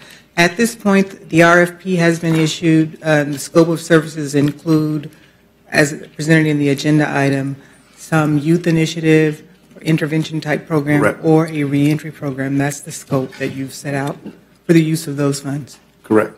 And so monies that have been recurring with the PSCC and their expectation, we have gone forward with RFPs to utilize that $87,000, not knowing that the option of that 87 would be possibly utilized by Crime Stoppers. So I wanted to clarify that it will be coming to us probably at our next meeting or so. Okay. Thank you. Commissioner Deloge, you have the floor. So I understand right then that means that the money's been effectively spoken for. Am I understanding? The recommendation. Yeah. As the recommendation is going to be made, haven't spoken for. We have to make that final decision as a board. All right. I mean, I'd make a motion that we roll this into the budget funding request. Certainly. I mean, I'm supportive of this, but I'm a little nervous, like I said, of opening the door here because there is no end to the number of, I mean, if we go down this, where do we stop? And everybody's got a reason. So I would certainly make a motion that we support this in the budget and we roll this in and have it as early and as fast as we can roll it through the budget process, understanding that's a ways out. But I think that's the more appropriate design on this. That's my motion. Motion made by Commissioner Deloge that we consider this for our budget discussion item coming up in our upcoming budget. Is there a second to that? I'll second that motion. Ms. Afani, can you come forward for a second, please? And Ms. Afani, could you tell us, is there any immediacy to this ask? Right, that was going to be my question. And can it wait till? If we waited to have this discussion during our budget discussion for our next budget, would that impede your progress, or is that something that that could still help you guys out? And certainly for this, thank you all for this consideration. We kind of had this question came to us when we visited with you. Excuse me, I'm not at my best today right now, but we're trying to see as a board what we can do to help fight crime. And we wanted to look at all of our resources so that we can give it our best shot. One of the issues for us is the lack of consistency in our marketing, our program. And we know that that goes hand in hand with our success in getting tips. And as you know, the funds are going to be used to raise the reward of tips. We think that having a robust budget at this time so that we can plan and strategize how we want to attack crime is a good way to go. So the immediacy was to simply know what we have for right now. Certainly we'll take this money when we can get it because it's still needed. We just will have to take a much slower approach to what we were wanting to do.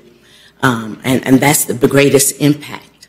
I think, as you know, and you know best than I, of our crime statistics and all of that, we need not go into that.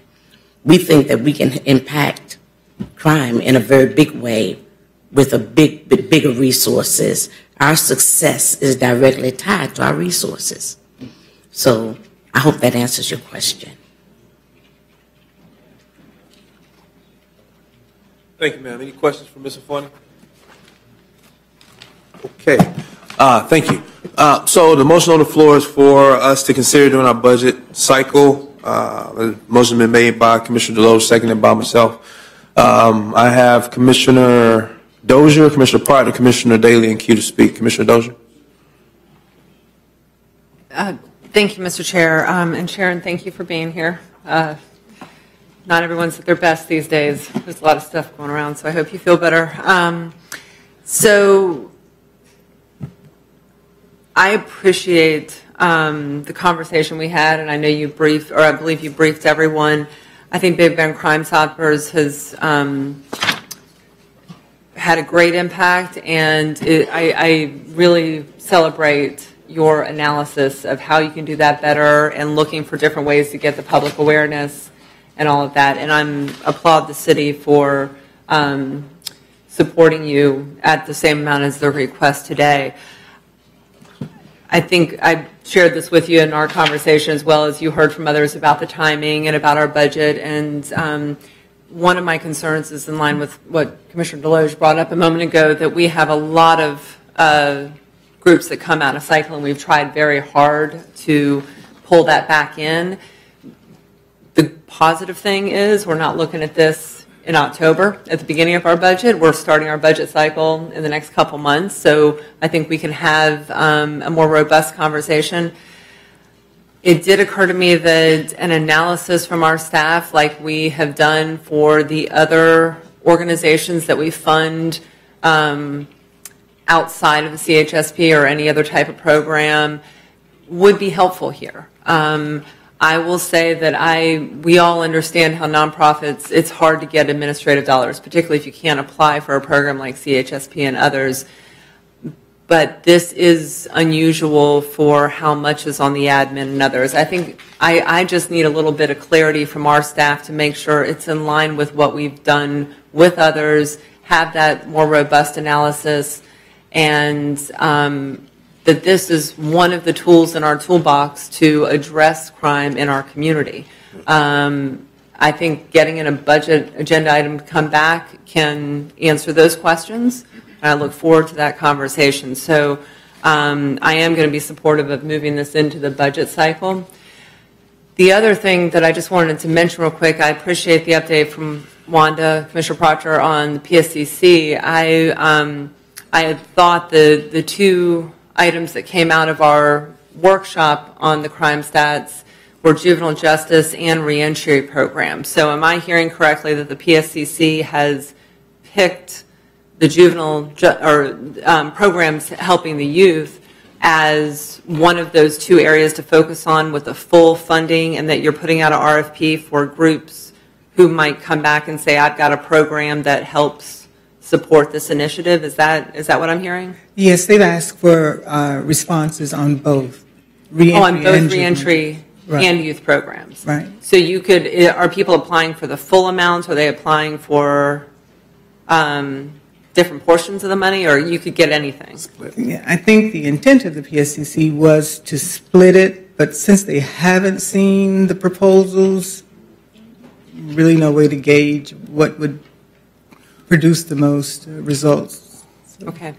So on point to that, I'm sorry, Commissioner, but since she's speaking on that, just real quick, on point, just real quick. So Crime Stoppers couldn't apply for that money?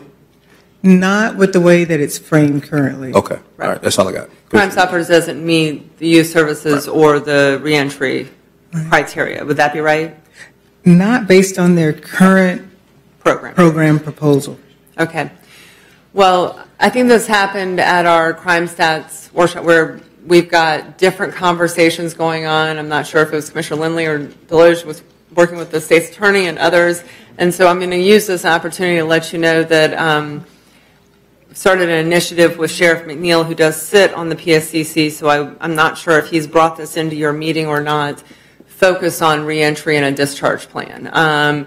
We've had several meetings, and with the Big Bend Reentry Coalition, there is a proposal in place looking at Gaston County reentry, looking at Jacksonville, which is more robust. We've got a lot of energy in this area in directly connecting people leaving the detention facility with services. So I appreciate the PSCC and what you're doing right now. This is a very different process than my experience in the last 7 years, where there's a recommendation for funding one program. I'm not sure how locked in we are with the RFP, but I would really appreciate more information as we go forward, because we might have a lot of overlapping initiatives here, and I think we're all interested in seeing this money be spent and our own budget as effectively and efficiently as possible. So we don't want to reinvent the wheel all the time, right? So if we could get an update on that, I know we don't normally consider PSCC until the summertime after the board makes a decision, is that right? So if we could get an update soon, I would very much appreciate that so we could dig into this space a little bit more. But we will be seeking board approval to move forward with that RFP prior to the summer. Thank you. But you have already released the RFP. That's once you get the responses to it. Yeah, explain that for me, Wanda. Right. You released the RFP, and you will, for that 87,000, the PSCC will bring back recommendations based upon the responses. Okay. I'm sorry, Commissioner. No, I'm done, Mr. Chair. I think we need some clarity on this. We've got probably a lot of different. Part of it is sunshine. Part of it is we don't work on the same boards. We need to get our hands wrapped around this because we've got a lot of good initiatives going on, and I think we're going in a lot of different directions. But thank you for the update. Thank you. My lack of a second for Commissioner Proctor's original motion was under the assumption that the PSC could consider, through clarification by the county administrator, I think if we gave direction for the PSCC to consider this as a part of their proposal, of the proposals that they're getting, then they would consider it with the RFPs that they have coming in. With that being said, because I know this board, I've been here for 7 years and worked with most of you, all 7 of them. I know how you feel about taking requests out of budget, out of cycle. And so I had a feeling that a request for us to fund it from here today simply wasn't going to go because of the precedence that it sets, 1, and 2, we tend not to fund things that are just requests out of cycle. And so with that being said, I am the second to the motion. I wanted to ask the maker of the motion, will he consider adding to the motion the caveat or the language that we would ask the PSCC not to consider the RFP, but to also consider funding a portion, if not all, of this 50,000 from their 87,000. Just a request that they would consider that along with everything else they're considering. That would be my ask as an amendment.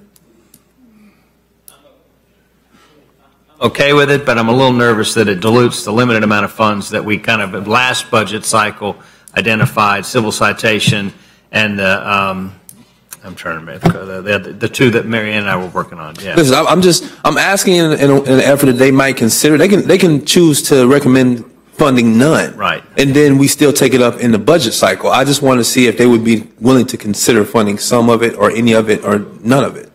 That was just my. I think it's appropriate that they have a discussion. I might not be real warm to it if they say in lieu of the program we talked about last year.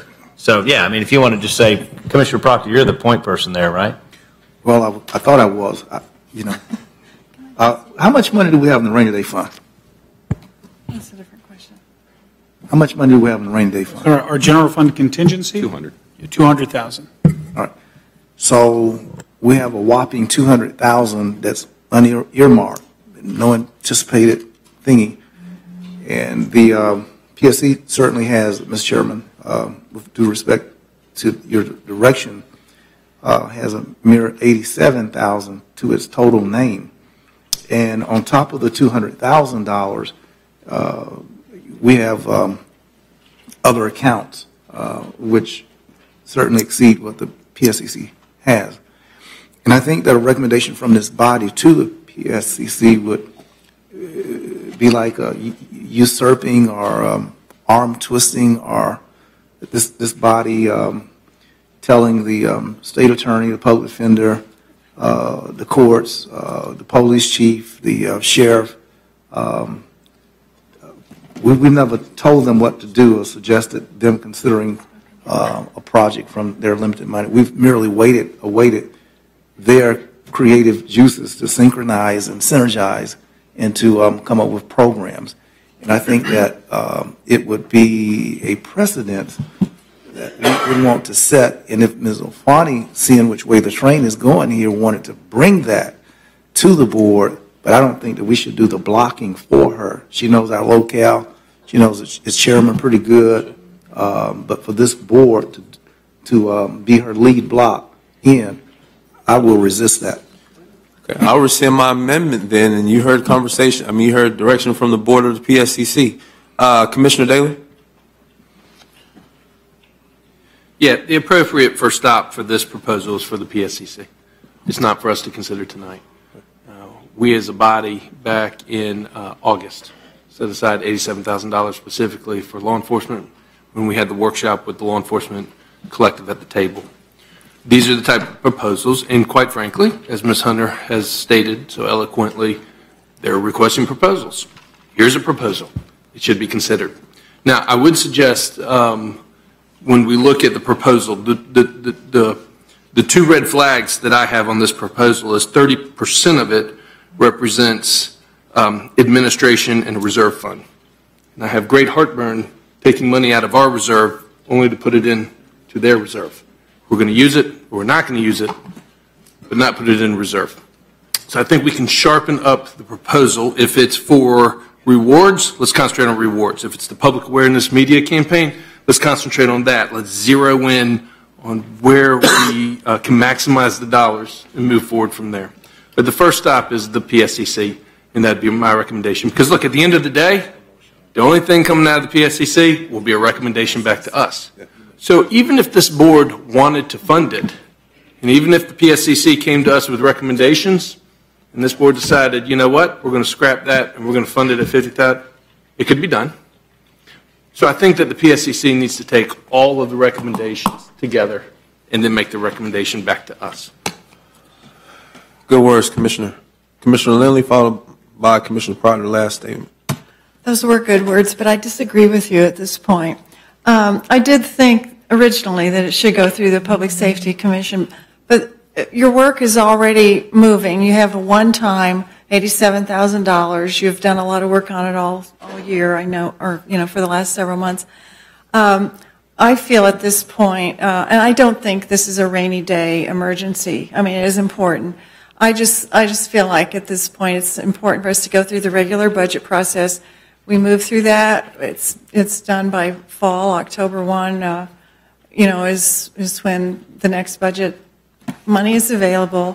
That's not that far off. You have $50,000 from the city already. I think there's a commitment and an interest here. So I'm going to support Commissioner Deloge's motion to move it into the regular budget cycle so we can evaluate it. You would have some certainty then of what's going to happen, and I just feel we just can't start stepping outside. We don't always have a $87,000 unexpected pot. You all have done a lot. You're going to have to spread that pretty thin if it goes into 2 or 3 different programs anyway. And there are always going to be more coming along. I mean, all of us, I think, are working on various committees where we're trying to address crime, whether through youth or pretrial incarceration or there's a lot of things, an awful lot of them. So I'm sticking with the motion to go through the regular budget cycle with respect. On point, Mr. Chair? Yes. While I appreciate the comments from my colleague and agree actually with a lot with what she said, I do not want to dissuade Big Ben Crime Stoppers from submitting a proposal. They have requested proposals at the PSCC, and if they want to submit, I think that they should submit.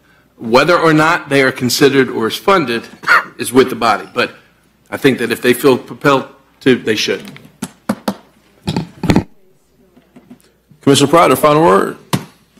Chairman, thank you. I know that Commissioner Daly was in meetings with the mayor in recent weeks, and there are discussions, a special mayor chair meeting focused on crime and a wave of interest in that topic a few weeks ago, just a few weeks ago. And my support of Ms. Ofani and the Big Ben Crime Stoppers was in the spirit of the continuing, not just dialogue, and that's not to say that this board is not responsive, because we do everything we can, and we met every single request of the sheriff, who is our law enforcement agency, to meet crime head on. But if her services would augment in that they partner with law enforcement, both sheriff and TPD, to the extent that they're able to solicit in many areas. I don't know if y'all ever heard that that comment about don't snitch. You know, can't be a snitcher. There's a culture that prevails. There's a culture. It's not religion, but it's practiced pretty fervently, that you just don't tell about crime. And sometimes you need incentive. And as we keep continuing to lift up economic segregation and looking at the areas in which that segregation of economics is occurring, there's a correlating factor of crime. And in those areas, Ms. Ofani and people who are trying to solve crimes are working against a culture where people just generally, try not to get involved in talking to crime officials and law enforcement. So I understand that, and it's not nuanced in the letter of the sheets of paper that's shared, but if you know the culture and if you really understood the understanding with which she's coming to us, there has to be continued continuity and a consistent effort in messaging to the community that there's reward for your assistance in solving some of these things. It affects our look. It affects how legislators feel about our community. It affects whether people come here and build new companies, crime. It affects economic reports that's going to come out, crime. And it affects probably how many people who put up for sale signs in neighborhoods where crimes occur. So to the extent that the county would be a responsible partner and we would be a part of the alliance that was not members of NATO, but that we would actually put some money on the table to support her effort, is why I too will support Commissioner. Seeing that we can't get money tonight, I will support Ms. Ofani, Commissioner Deloge's idea that we take this up during general budgeting moments. Thank you, Mr. Chairman. Commissioner Deloge, seconded by myself, that we take this item up for a budget discussion item during our budget workshop. All those in favor of the motion will indicate by saying aye. Aye. Any opposed? Motion carries without objection. Item number 13. Thank you, Mr. Chairman. Commissioners, this item seeks board authorization to approve a bid to Advon Corporation in the amount of $2,487,940 for the construction of a new District 2 Medical Examiner's office. The item has been budgeted and adequate funding is available. We have no speakers on this item. Staff recommendation been moved by Commissioner Lindley, seconded by Commissioner Deloge. Any discussion? Commissioner Daly? Yeah, I just want to slow down, take a deep breath. It's a $2.5 million contract. Walk us through the process, because did this have an appeal associated with it or not? I just want to make sure everything's on the record. And did we hit all of our targets? Tell me about the RFP. Sure. I'll hit it very high level, and obviously staff who was very close to it are all here in attendance. But yes, Commissioner Daly, this item, first of all, was properly and competitively bid with a broad distribution, having been advertised. This was the lowest responsive bid. There was a lower bid that was deemed unresponsive. There was an appeal that was properly filed and moved through the stages of our standard appeal process. There was a hearing officer assigned who heard the case and who upheld staff's determination that the bidder before you is the lowest responsive bid on the project. They have at this point exhausted their administrative remedy, and of course, and I would defer to the county attorney on this. But I believe, other than that, their options would be to pursue it legally. But my thinking on this, as is the case with many of these, the administrative process usually concludes the appeal. Did we hit all of our aspirational targets? Yes, we have. Yes, we have. Mr. Administrator, Mr. Attorney, is there anything about this bid with the appeals process and everything that makes you uncomfortable with this board moving forward? No. None. Okay. That's all I have. Thank you, Mr. Chair. All those in favor of the motion on Chairman, I want to say something. I'm sorry, Commissioner Proctor. Chairman, what is the staff calculated to be the per square foot cost on this project? I was not able to tell the size of the building. I mean, is this a 2,000 square foot building? I mean, for $2 million, it seems to have a very high square footage cost, and I'm not able to reconcile a normal size, what I think a morgue is, with $2 million. That seems like a lot. Why is this cost so high? Commissioner Proctor, I'm going to ask Alan Rosenzweig to start, and he may need some help from our architects and some of our team on that. The overall observation, Commissioner, is 8,000 square feet, but there's some very highly specialized equipment associated with this bid, associated with the nature of it. The heating, well, lack of a better term, the air systems in the facility are very sophisticated and needed to exhaust the odors, et cetera, appropriately, and that's included in this overall bid. So the overall square footage may appear a little high for just if it was a straight-out renovation job, but it's a highly specialized operation that we're actually putting in this facility. So it's about $300 a square foot. Correct, and a lot of it is associated with the equipment that's going into the facility, given the nature of what we'll be doing there. Okay. I wanted to ask, what is the life expectancy of this facility? I mean, I don't think that I've never built a morgue or a funeral home. I mean, but, huh? No, I didn't mean that as a pun. No. I mean, we won't have to do it in our lifetimes to build a new morgue, but will it have the capacity to serve the region? Is it anticipated to serve Jefferson, Havana? I mean, it's just strictly Leon County. It's a major morgue for the area, and I'm curious about these things. Commissioner, as you may recall, we did bring some items back to the board during the previous budget cycle that this is designed to handle the entire region that the medical examiner serves. The outlying counties would be paying for the use of the facility, but Leon County is putting in the dollars to construct the facility at this point in time. But it is being designed to handle all of the caseload of the region. In terms of its protocols with both hospitals as well as undertakers and all of them, we have their yes. agreement buy-in and all of those things. Yes. Very good. All right. Thank you, Mr. Chairman. Thank you. Commissioner DeLoge. Mr. Chair, just real quick, I think some kudos need to go out to TMH, and I'm not sure, I'm just kind of curious because I know this has been something that has been housed in their plant since the beginning of time, and there's been a relationship, and I know it's internal, which is kind of awkward for them to have this in the middle of their facilities, and they have been working with us, to the best of my knowledge, fairly well during the transition, trying to get this put together, and to my understanding, have really never made a big issue out of this, so they're a real good community partner on this, and it's been a nice chance. I don't know if you want to address that. I wasn't part of the process. But well, not to belabor it, I think you hit a lot of the details, but we would strongly agree with you that TMH has been a very good partner and has provided space for this facility for a long time, which is not uncommon for hospitals to do. But at the end of the day, when it comes to having the responsibility of providing this space, it was not theirs, and ultimately we did need to step up and take this action. But TMH has been a very good partner for a very long time in providing this space to the community. Okay, thanks. Mr. Chairman, could I just ask, do we make money from this, or is there a rental fee if you don't come in so many weeks or days to come? I mean, we're going to lose money on it. I'm curious about the economics of the morgue and whether or not it's a net. Commissioner, our intent is to try to break even for the operating expenses by the outlying counties paying for the utilization of it. So our intent is the dollars we're paying right now to the medical examiner will go towards the facility because we obviously pay for the medical examiner services for Leon County cases.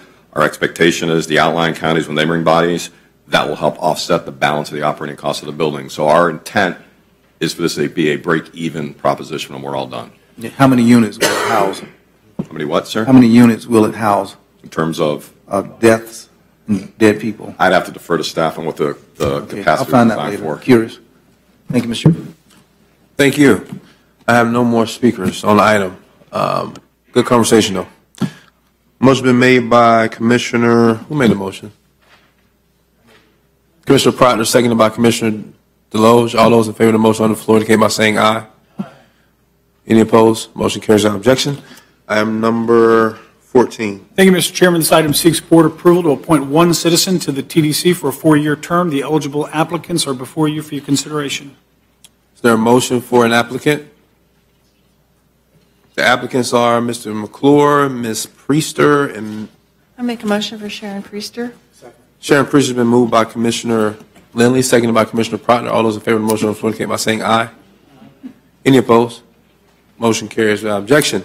Item number 15, Mr. Administrator. Thank you, Mr. Chairman. This item seeks board appointment of one commissioner to serve as a substitute member for the canvassing board and for the chairman to appoint one commissioner to serve as the alternate member. Option 1 provides the eligible commissioners for the substitute member, and option 2, which would follow that, would be the eligible commissioners to serve, which would include those above minus whoever gets selected for the first one.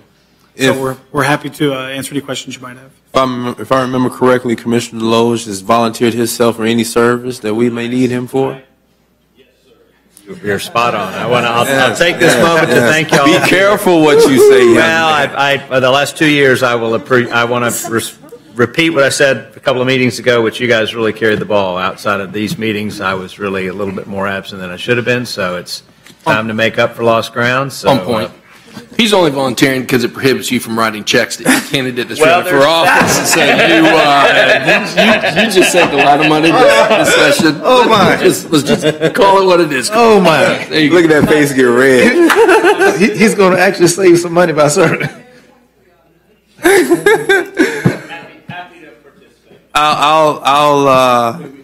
Commissioner Jackson actually recommends Commissioner Deloge, and he also recommends on my behalf Commissioner Lindley as a substitute, as my appointment. You okay with that? Yeah. As the alternate. All those in favor of the motion on the floor indicate by saying aye. Aye. Any opposed? Motion carries without objection. We are now at, that concludes general business. Let's take a break. We'll be back at 6. Sir.